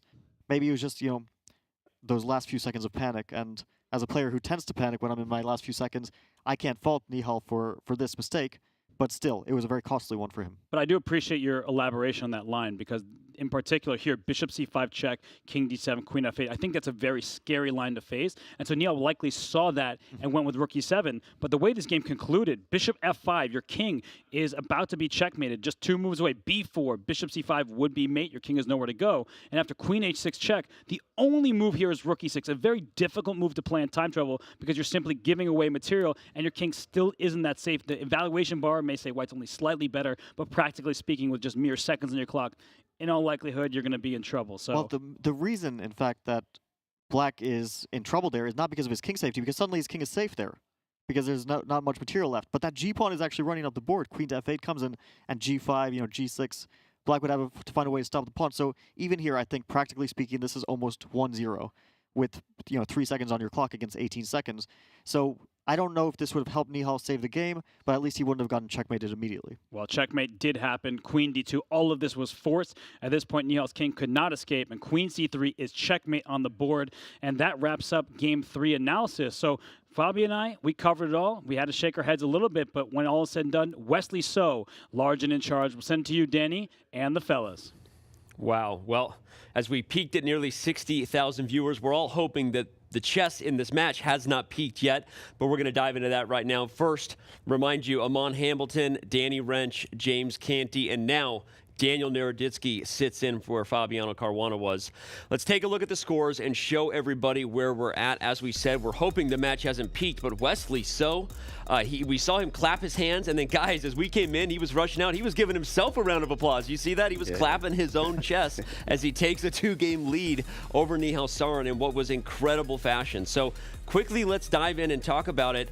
It's interesting to say, Amon, that moment, those moves, were worth $100,000 potentially to Wesley So if he goes on to win the first global championship. Exactly. And you know what, Danny? We often talk about Nihal and how good he is when he's low on time. I feel like Wesley doesn't get enough credit. Yeah. There's another element to being low on time as well.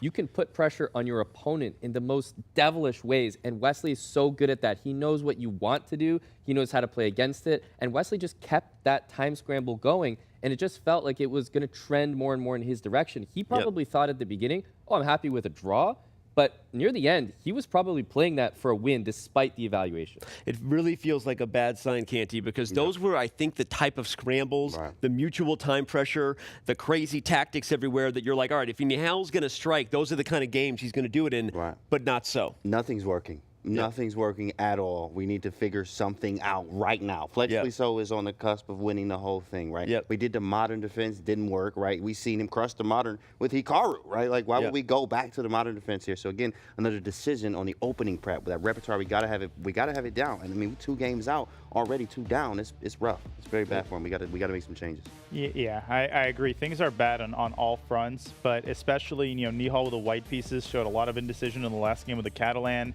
Wesley has had ample time to prepare for his London, so that coupled with the fact that Wesley just won a time scramble that was right up Nihal's alley does not bode well for Nihal's chances in the rest of the match. He needs a complete 180. Now, to Nihal's credit, he's done well with white, so I want everyone to stay seated. Don't go anywhere, because I think if we're going to see the comeback start, it starts in the next game. He gets the first move. It's where his repertoire is at its best. Your thoughts on what he might be able to come up with now that he's back with white? Well, Danny, I think with the white pieces, we saw a fairly unremarkable attempt in this match earlier on. So he needs something, and I think Fabi kind of said it best. Canty was alluding to it. He needs to play what he knows, but also stay away from those high-level openings full of preparation where Wesley is going to be your #1 enemy, right? Take it into waters that you're familiar with, and I think Nihal needs a win with the one piece. Is it must-win time? Is this it? Is it win or go home next and it's game? weird. He might even go London system. I can't believe you even saying that. Like, oh yeah, must-win London system. Like, who says that, right? Like, but who are you anymore? Right, who are you, right? But the London, I mean, he's been doing well with it. Obviously, he knows it very well. So I guess he's got to go back to his roots there. I mean, having played Nihal a ton online, he is a good e4 player. Like, he hasn't played e4 at all this tournament, but he is capable of pushing the king's pawn forward. Okay. He's got preparation there. Also won b3, often an overlooked way to... It's b3 itself has become pretty theoretical in recent years, but it's still not comparable to the Berlin. Yeah. So for Nihal, it's important to do that without tilting and playing like 1a4. So you need a cross between something you're comfortable with. He didn't do that in the first game with the black, but at the same time, you have to get Wesley out of theory, kind of like what Nihal did in this last game. Let's not lose sight of the fact that his opening did end up turning into a successful position. Yeah, we were surprised at one point by the exchange sack, or at least I was when I was in the booth with the guys for a moment. Turns out Wesley knew all along that it was the right way to put pressure on the kid whose presence is not here in Toronto, but another person's presence who is now missed at this point is Hikaru Nakamura. He lost to Wesley So yesterday in the semifinals, but earlier this week, when in a much better mood, Hikaru hung out with James.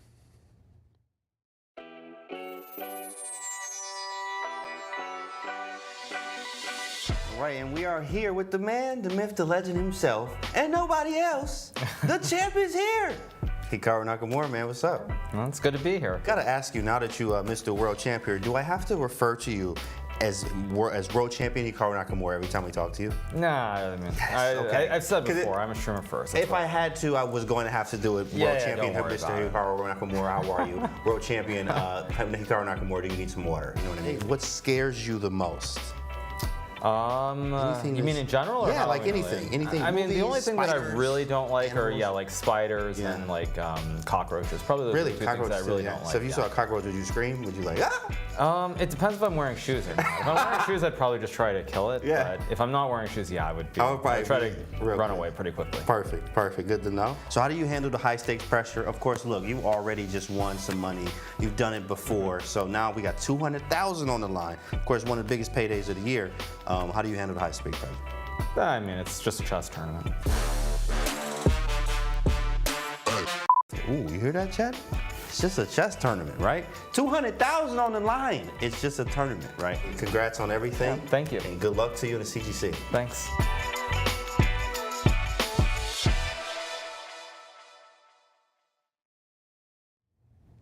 I think it's more than just a chess tournament, and of course we miss Hikaru. But look, he's had a great month.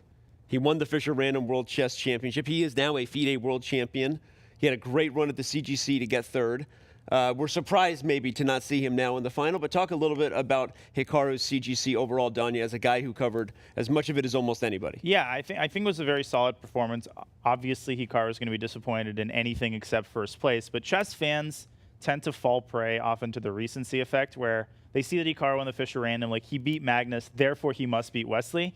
That's not how high-level logic works. I mean, I think Hikaru's third place has more to do with Wesley than it does with Hikaru's performance. Hikaru did everything within his power. You could argue that his opening choices could have been different, you know, with 2020 hindsight, but at the end of the day, like, Wesley is displaying some of the best rapid form we have ever seen.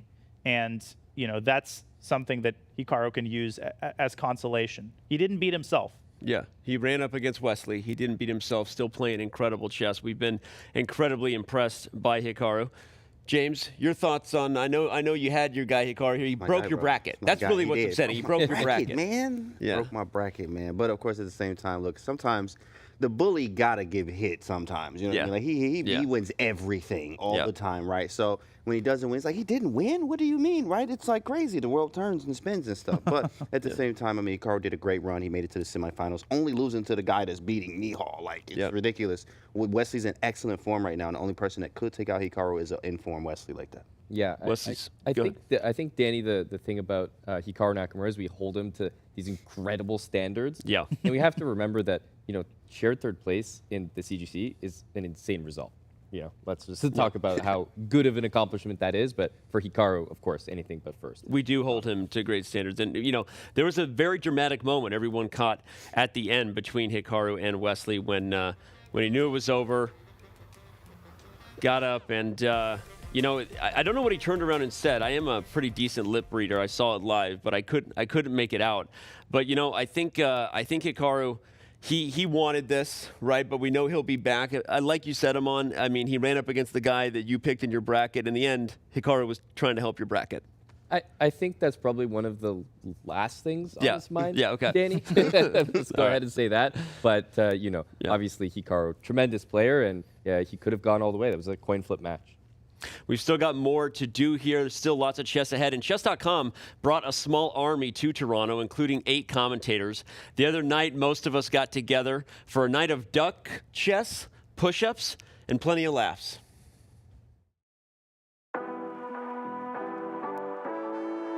Guys, this also is not meant to be, serious. People can talk and chill and, Yeah, no, this is more serious than a U.S. championship game. Yeah, Jen, exactly, Jen. No, throw it. No.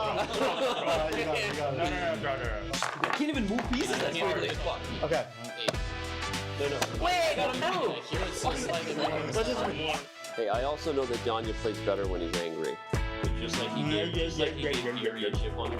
Oh, they can hear me. Oh, there you go. If you want to give me coaching on a game I'm better, Then show me your form. Oh, man, I gotta take off my shirt. how much? It's taking 30 seconds. What did you get? All 60? 61, I got. Yeah, you got. Let's go. Yeah. Oh my god.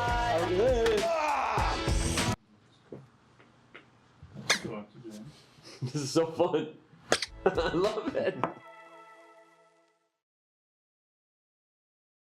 I'm not gonna lie. The first time I put the duck down hard enough to hear it squeak, I about lost it. It was the most fun thing I had that night. We did way too many push-ups, but the clap push-ups, bro, that was nutty. Hey, look, it's nothing to a Jedi. Of course, I'm in there. Me and Wesley So hit the gym every morning, so we doing our thing, man. It was fun. Danya, do you want to tell the world what your score was in Bullet versus Fabi, or you want me to do it? I want you to do it. It was close. It was close. Okay, Danya is not one to brag. I will just wear the face of shame. When they sat down, I was like, Fabi's got to be the favorite in OTB Bullet, right? That's the only reason I actually managed to. Danya might be the best over-the-board Bullet player I've ever seen. He beat Fabiano in total 11-5. It was 7-3 at one point.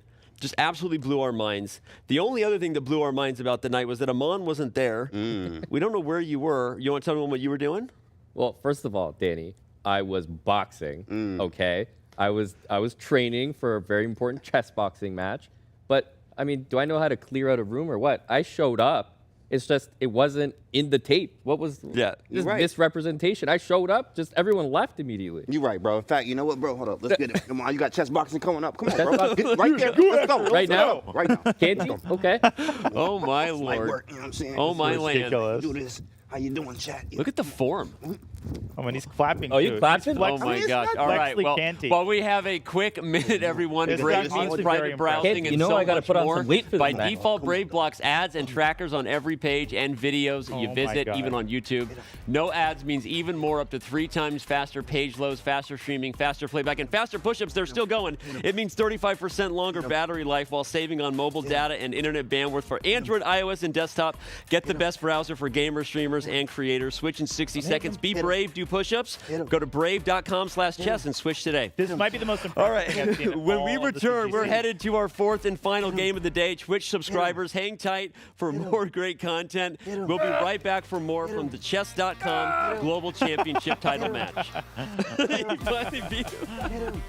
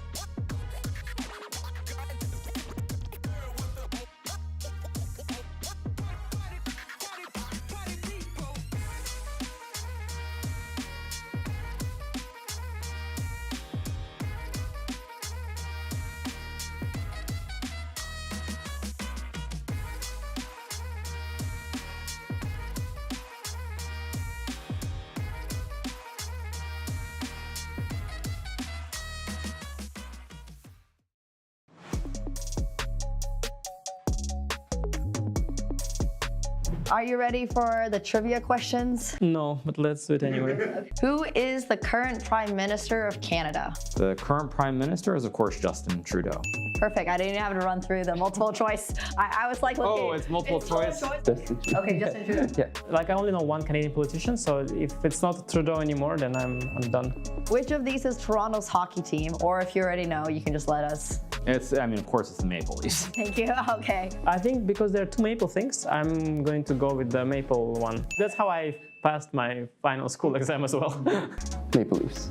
Correct. Who is Canada's top-rated chess player? Alexander Botis? Well, unfortunately, I played him last week, so I know the answer. It's, of course, Evgeny Barayev. I'm not sure about Barayev rating, to be honest. No one is getting younger, and okay. I also he's not as good as he used to be. So, I guess Erin Hansen. I'll go with Eric. Which of these celebrities is not Canadian? So I knew the first two are Canadian, so it must be Danny Ranch, yeah? But is he a celebrity though? Oh, why? Well, I would choose between Drake and Danny Ranch. I can't see any of them being Canadian, to be honest, and maybe they're both. Drake is actually like the icon of Toronto. Really? If this is a trick question, I'll go Avril Lavigne. Obviously, it's Danny Ranch. But I think his singing skills are somewhat behind the other contestants. That's okay, you know?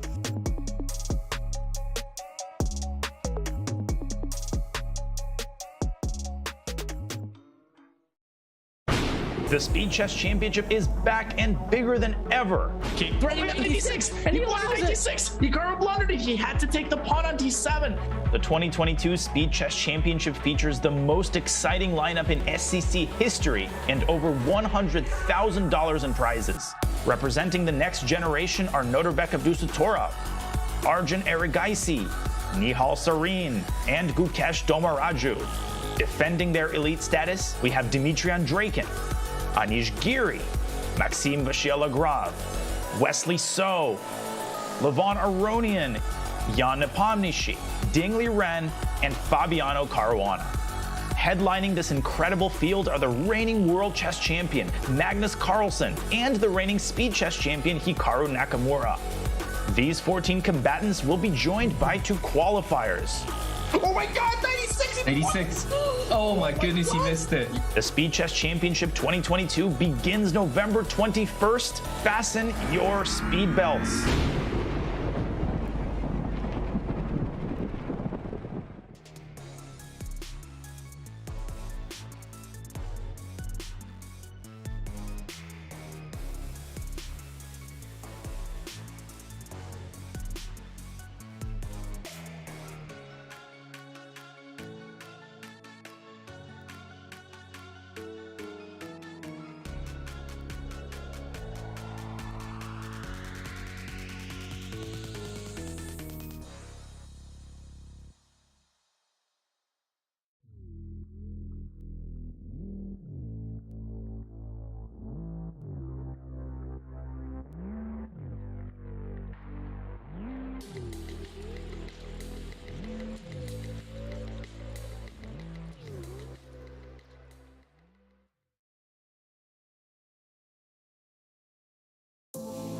Yes, I was born in Vancouver. Crazy.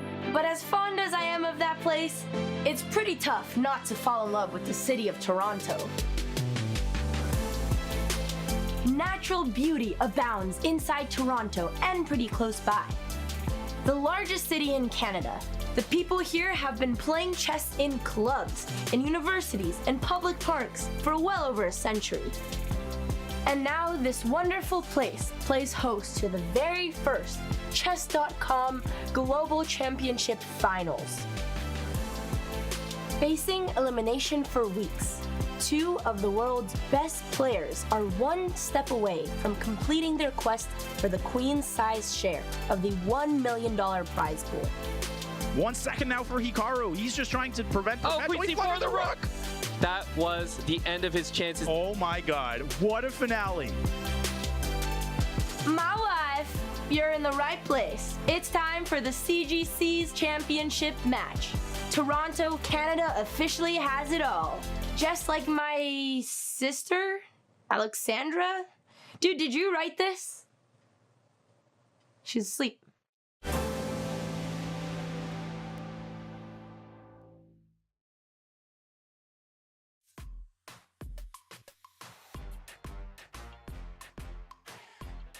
Welcome back to Toronto and the CGC title match. Inside the gameplay hall, that is the CGC Championship Trophy, which will be awarded on Monday.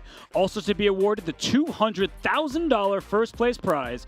Here's what we've given out thus far. Andreykin, Duda, Sevin, and Rajabov took home $25,000. Giri and Nakamura eliminated yesterday, but for that elimination, they gained 50 grand. We'll see if Wesley So can take home that first place prize of $200,000 after tomorrow's action. But Fabiano Caruana is with me here in the studio. That's the U.S. chess champion, the former challenger to Magnus Carlsen's title. And Fabi, Wesley So, up 2 games here.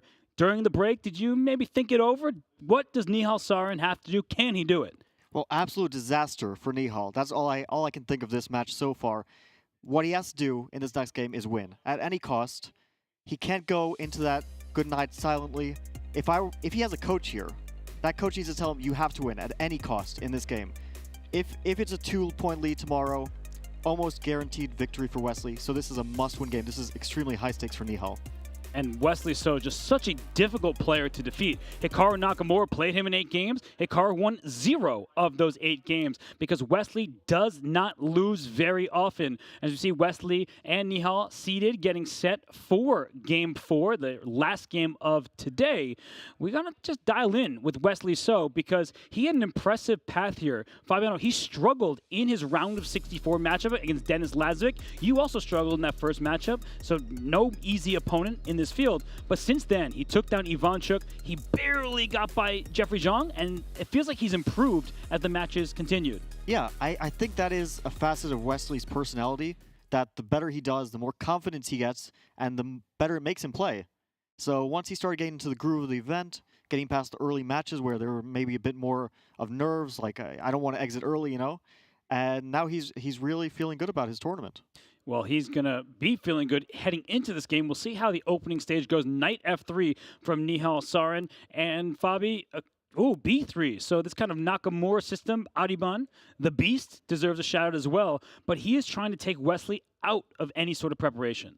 I was going to say, this is a Hikaru Nakamura special. If you go through his list of recent games, Hikaru's games that is, and just make a tree, you'll see legitimately around 100+ games with Knight of 3, D5, B3, probably more than anyone. So Nihal is taking a page from Hikaru's book, a little bit of an inspiration there, but Hikaru didn't want to do this against Wesley, which is interesting. So maybe this will work out. It's sort of similar to what he was trying against Anish, where it successfully worked out. He won a few games against Anish at critical moments. You know, quiet position, Fianchettoed bishop, early B3. But this is a line that Wesley has played before, because I've seen him have games here, rapid and blitz games in particular.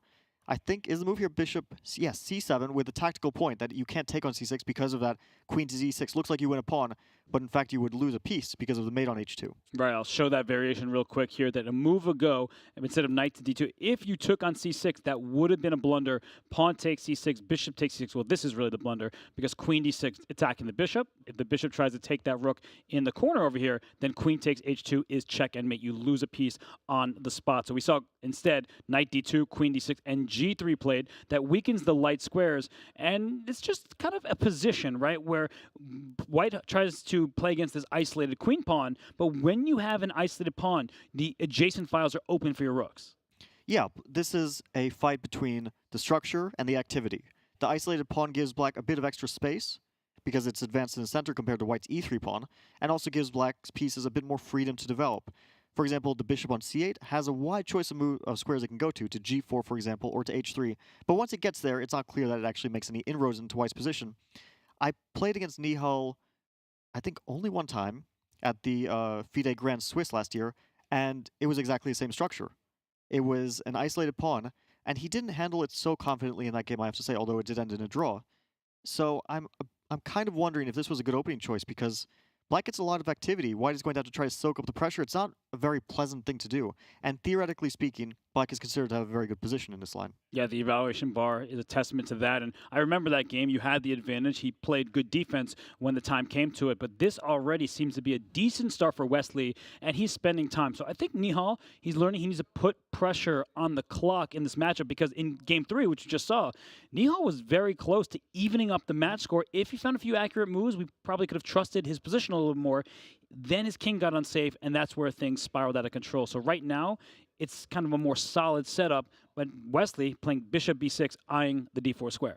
I think that previous game, despite being a disaster, of course, from Nihal's point of view, could give him some inspiration that I can outplay a player of Wesley's caliber. Of course, he already knew that. He beat Anish, he beat Ding. But still, it gives you that feeling that, okay, I can come back into this because Wesley is a great player, but he also makes some mistakes. He gets into bad positions, and I just need to take advantage, capitalize on those good positions that I do get, if I do get them. On the other hand, Wesley's also a player who he doesn't get many lost positions.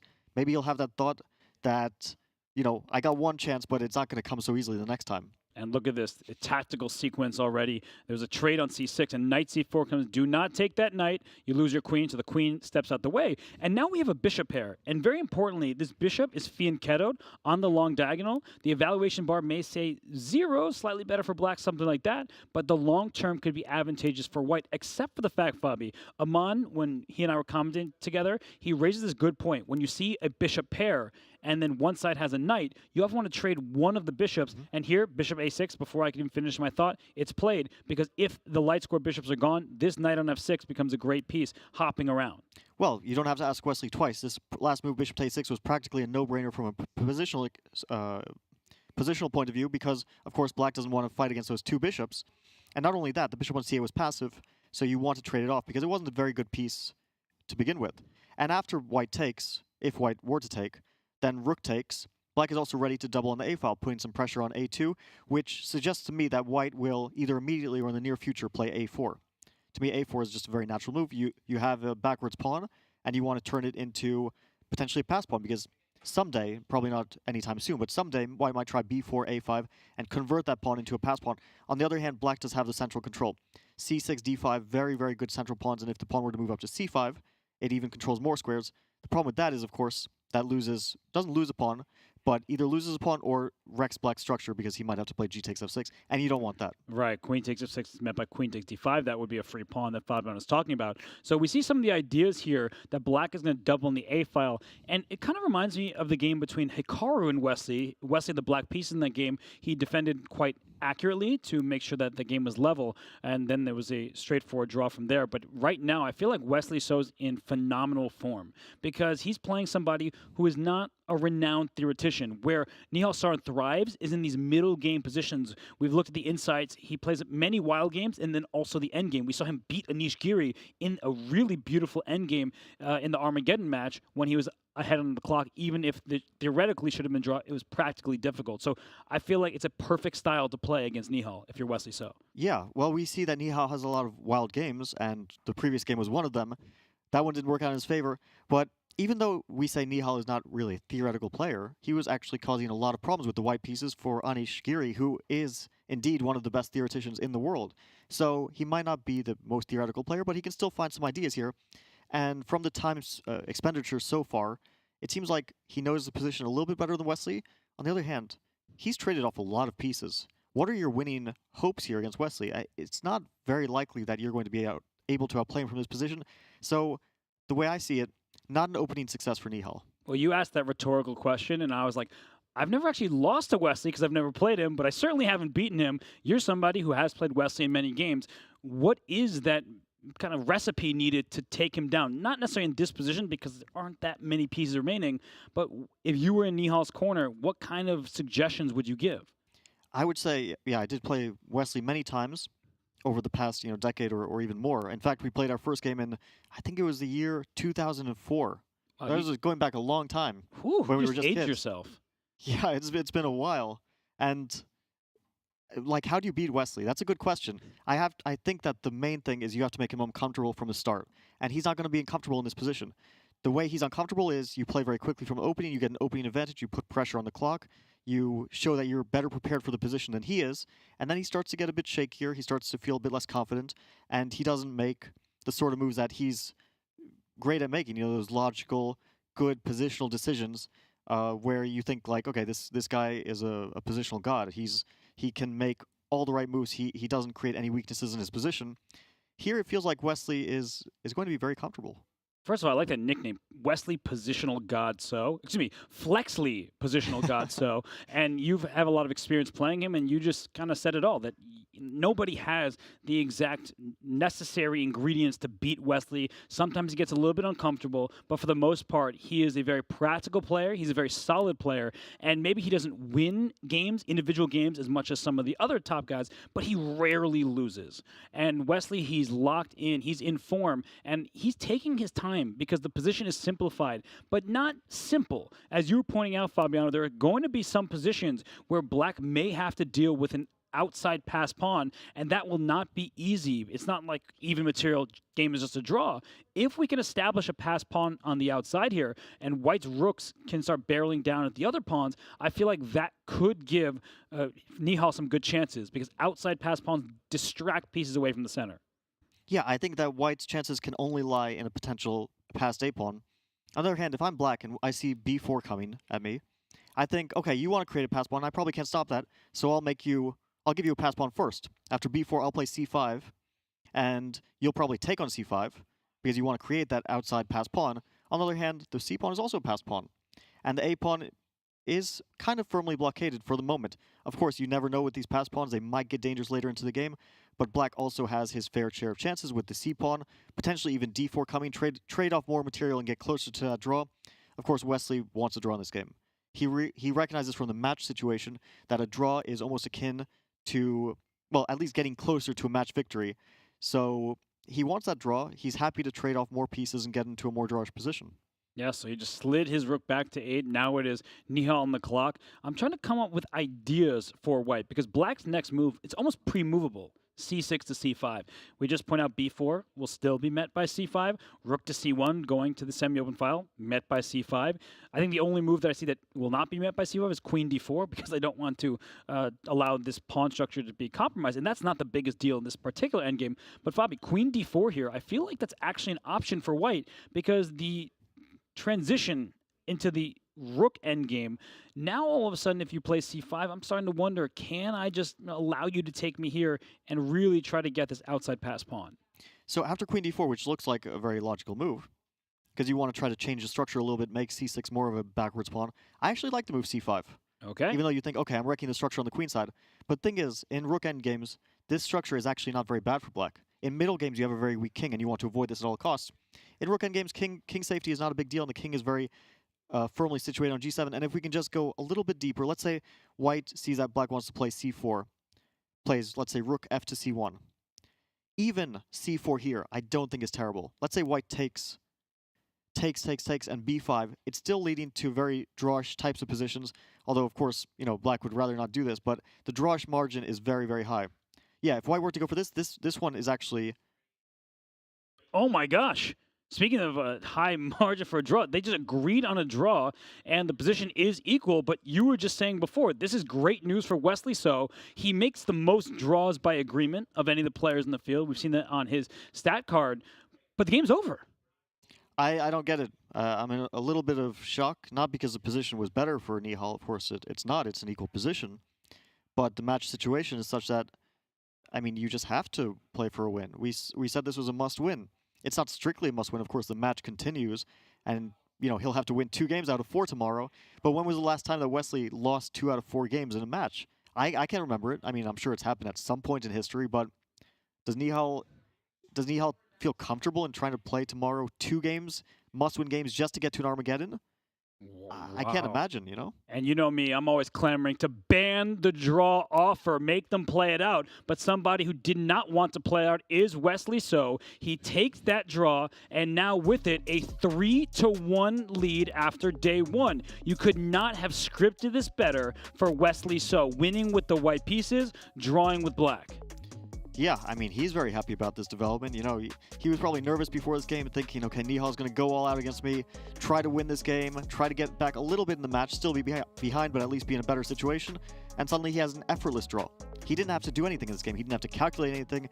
He played a line he knew, traded off all the pieces, draw agreed. ideal situation for Wesley. Maybe Nihal was just, I suspect this is the case, he was still a bit rattled from that previous game, and he just needed a break. He needed some sort of change in the match. At least he can rethink his strategy, try to get back into it tomorrow, but it's going to be really tough. I mean, if I were in this situation, in Nihal's situation, I would think not looking too good. Yeah, I think he might regret that game 3 because he did have his chances. It was a topsy-turvy one. Here in game 4, we saw knight f3 and b3, the Naka system. And I think Nihal's idea was just to make Wesley a little bit uncomfortable early. You said that's one of the key things to do to beat Wesley So, but it quickly kind of transposed into something that was familiar, a kind of English. I'm going to disagree with you a little bit there. Looking at the entirety of the game and how the opening just didn't turn out in his favor at all, I think that he just has no openings with white. Wow. He has nothing to do. He might have used all his openings for Anish. He might have had something prepared for Wesley in the Catalan and thought, I'll prepare a lot for that first game and hopefully it goes well. That first white game, and hopefully it goes well. And after that, it was just nothing. Like, with white, he has shown no ideas in how to get an advantage against Wesley. So I think that was the case in this game. This was not an opening to like get a sharp fight. This was just, I don't know what to do anymore. Yeah, because really just right outside of the opening, very normal moves by both. We had a position with an isolated pawn. I just want to show you this tactic once more. This is a good way to defend c6, not with a piece, but with a tactical idea. So if the knight captures on c6, pawn takes bishop c6, hitting the rook, you win a pawn, you lose the game. Queen to d6 lines up against h2, attacks the bishop on c6. So if you cannot win this pawn, and Wesley just simply developed his pieces in a normal way, all these trades happen, and then there was simply no advantage for Nihal whatsoever. Maybe he just wanted to get this game over with. Yeah, sometimes the emotions are just too bad. Like, you have a game like that in the third game where you were winning, you're thinking, I'm going to come back in the match, and then suddenly it all turns around. Not only do you not win, you actually lose, and you just need a break. You need to stop the bleeding. So maybe that was the case in this game. Yeah, there was not much content in this one. Only 22 moves of chess. And it was equal the whole time. So right now, Wesley So has the lead 3-1, and we'll be right back in a little bit. But for now, we're going to throw it to Danny and the fellas there in the studio. Well, not much content in that game, as Robert said, but we still got plenty of content ahead in our post-game show. Don't go anywhere, everyone. We're going to dive into the action. Danny Wrench here alongside Amon Hamilton, James Canty, and Danya Naroditsky. Let's show everyone our scores in case they're just tuning in, wondering what exactly is going on here. What's going on here is a dominant performance by the American Wesley So. He is up 3-1 over Nihal Sarin. He won in Game 1 and in Game 3. Those were the decisive victories to get him that 3-1 score. Otherwise, the draws also just felt pretty easy for Wesley. So, guys, Wesley So, let's dive into So's play. So, looking at that game, Danny, and the match at large, I think that this game is an example of Nihal saying, look, I don't want anything worse to happen.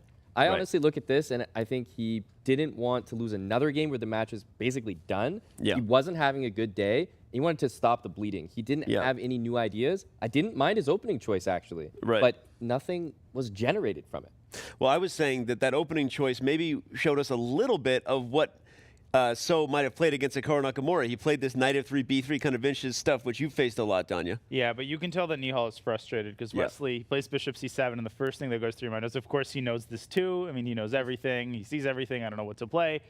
We'll talk about this more in a bit, but, I mean, Nihal needs a break in the opening. He needs a little sign of weakness from Wesley, but in this last game, he seemed like a man who's out of gas, and hopefully he's only out of gas for today. Yeah. You know, Canty, he played Hikaru's specialty, the knight of 3b3 system. We see a lot. We call him mini Hikaru often, that being Nihal Sarin, but not able to really get a position he could fight on for a win. Do you expect him to maybe go back to that, though, in the future? No. Well, nah. I don't think he'll go back to that. I think, in fact, he needs to, like, revamp everything. So go back. That's why he got that draw. He getting hit. Ow, ow, ow, ow. Right. Stop the bleeding. Clock. Bail. Right. Make sure that don't happen to you. Hopefully you knock out Trent. Right. But, of course, getting hit there, and he needs to come back, very strong. So I think he took that draw here today to get more time to go into tomorrow because you got to reset. I need to look at some openings. Fabi says, Fabi was like, he has no openings. Like, he has no openings. He's like, oh, my goodness. Like, literally nothing. Fabi said it. That's he crazy. has no openings. And Fabi 2800 saying that, right? That's tough.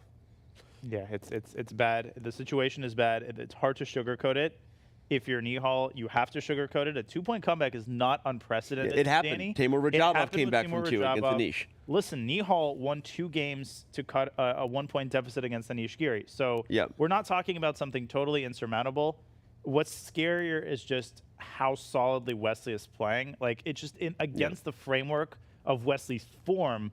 Wesley's form right now is actually scarier than the objective necessity of making that 2-point comeback. Yeah. Even though it was only a 1-point comeback against Sevian, he ultimately won that match by a game. Right. So Nihal Sarin is not the type of person who we don't think is capable of a comeback, right? I mean, he's especially because he's kind of a streaky player at times. If he's rolling, his style will carry him. So you think there is some chances for him to maybe pull it together with a good night's sleep? Yeah, I definitely do, Danny. I mean, you always say like there's a new day, and I really believe that there's momentum in chess. And if this match, Danny, took place over one day right now, I'd say it's Wesley's for the taking. Obviously, Wesley still got that edge, but going into a new day, Nihal needs to do some, as Candy said, some real revamping work, and he can definitely come back and make this interesting tomorrow. Well, we will talk about that new day in a bit, but we're on this day now, and it was a good day for Wesley So. Nemo is standing by live with Wesley right now.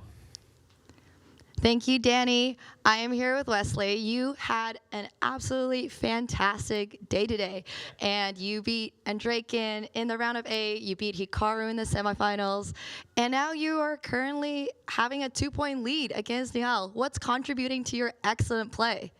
Well, it's very good. I mean, I think my 3rd tournament in a row, and the first 2 went badly. So finally, something's going well, and I'm very grateful for that. But I'm also very fortunate actually to be here because in the qualifier when I played Jeffrey Xiong, I should have actually lost that match. So like I wasn't playing well that time. It was like a month ago, but now I'm playing better. So I'm very, very glad for that.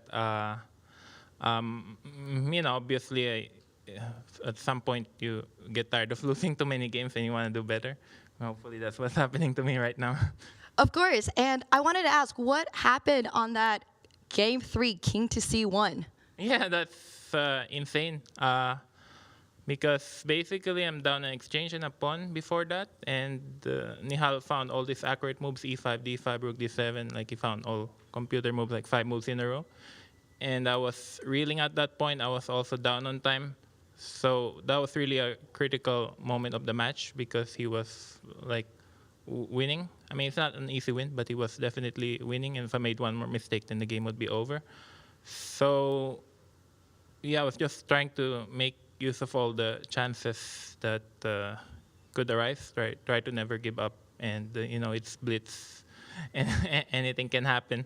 But Nihal is a great player. He finds all these resources in very little time. Like, even if he has a minute left, he usually finds all the best moves very quickly. He's a great resourceful player. Also, he's a very strong. I mean, he's one of the great talents of Indian chess, and just getting close to 2,700. So, yeah, I was very fortunate to find his King C1 turned out to be the best move. I was regretting sacrificing an exchange in the early middle game. Like this rook takes H5. Looks so nice. Well, first of all, I didn't expect him to play the modern defense. I thought he would repeat the Petrov. But, I mean, he played similar line against Anish, and I guess he wanted to unbalance the game. And when he played G6, I had a variety of lines to choose from, but they're all very murky. So in the end, I just decided to follow the line that made for the chessable course 2 years ago. But this line is very complex, like White Castle's long, and I played a lot of blitz games in this, but I haven't reviewed it, and we have to get the unclear position no matter what. But when he took pawn H5, I just realized I had to sack the exchange, but I wasn't sure what was exactly going on, but it looked fun. So, it worked. Yeah. And then also crazy, I mean, obviously, I didn't expect King D5, but Rook E6 is probably still enough for a draw. Super intense game. What's your approach for tomorrow? You are 1 day away from winning $200,000. Yeah, I'll have to score 1.5 out of 4. Try to make as many draws. I mean, I love that response, making some draws. It's obvious, huh? Thank you very much, Wesley. Back to Danny.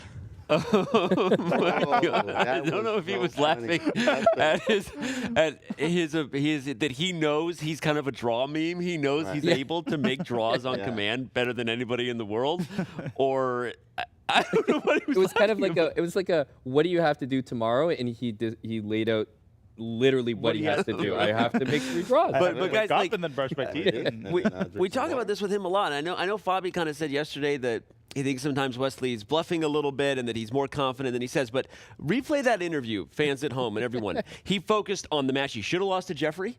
Yep. Focused on how well Nihal played, found a way to mention all of his mistakes. Rook takes h5. I mean, there is a mindset with Wesley that I'm confident he plays better when he's not confident. He likes feeling like he's the underdog, and I don't know what else to say about that, or even what the question is, but every time I see an interview, his focus, Canty, is on what his opponents are doing well, and I think that gets him in the right mindset. It does. In fact, it gives it's less pressure. It's like, well, I have nothing to lose. I ain't got nothing to lose, right? I mean, I'm the worst player, even though I'm the official world champ at some point, and I'm playing for the finals, and I beat Hikaru. I'm the best rapid player in the world, I'm still whatever. Not that good, though, right? And did you see the Kawhi laugh, bro, at the end? Bro, that was so great, bro, to laugh. That reminds me of this famous Michael Jordan interview after his Game 7 buzzer beater. And, they asked him his thoughts on his performance, and he said it wasn't a swish. I'm kidding. That interview never happened. I just made that up. But I think that is the hallmark of a player who strives for perfection. They're constant, and they're not doing it out of a sense of fake modesty. They're doing it because they truly want to know what stands between them and actual perfection. Wesley has come very close to actual perfection in this tournament. Yeah. Amon, you react a little bit to that too, right? We've talked about his mindset, his focus on what his opponents do well. You picked Wesley to win. I don't think he would have picked himself to win based on all the comments that we see him making. Exactly. Like, that's just that eternal chess player modesty, and it's real modesty. They'll always sell themselves as the underdog, and I think for Wesley, the difficult part is that his resume is bulking up so much that we're going to stop believing him when he says stuff like that, but he's always going to nitpick, look for that thing he did wrong and not focus on how well and how dominant he's been playing. Danny, in every single match, he's focusing on one thing with Jeffrey Zhang, and we're focusing on, what an insane run he's had and how much he deserves to be ahead in this match. I'll just add a quick anecdote that there was a similar feeling and a similar type of Wesley in 2019. I was in Oslo for the first ever Fischer Random World Chess Championship. I know you joked when I told you that, and you said, yeah, give it to him now. Yeah. But I don't know what it is. Maybe it's just because I don't travel much. I need to get out of the house more. But being on site with Wesley again, there was an attitude that he had there that was both very dialed in, but just convinced he had no chance to win. It was like when he won the tournament, I had to remind him in the interview, Wesley, you won the tournament. By the way. Like, you won. Anyway. All right. Well, we're going to talk about what he needs to do to win the tournament on Monday in a bit, but lots more of intriguing chess from our games today. So on that note, let's send it back to Robert and Fabi for our brave move of the day. Thanks, Danny. I am here with Fabiana Caruana, and it is time for the brave move of the day, where we highlight key move or set of moves that decided the outcome of one of our matches. Today, from our championship match, we're going to dig into Game 1, where Wesley So took down Nihal Sarin with the white pieces. And Fabiano, we saw this moment here. C5 was played. It looks like the simple pawn push, attacking the knight on D6, but there's way more calculation than meets the eye. Yeah, this looks like an amateur move at the start. You just want to attack a knight, and then you see the knight goes back, and suddenly White's entire pawn structure is crumbling. But this was a 1-2 punch. It was based off of the only move that makes sense of C5, which means that even though your structure is crumbling, there are a lot more important factors in the position. Right, because knight came into f5, giving up a pawn on c5 here. Knight c5, queen of 3, and it wasn't just one pawn, but two. Black is up 2 full pawns in the sequence, but Fabi, that king on g8, it may look tucked and safe there, but no, it's not you tucking me and Danny into bed.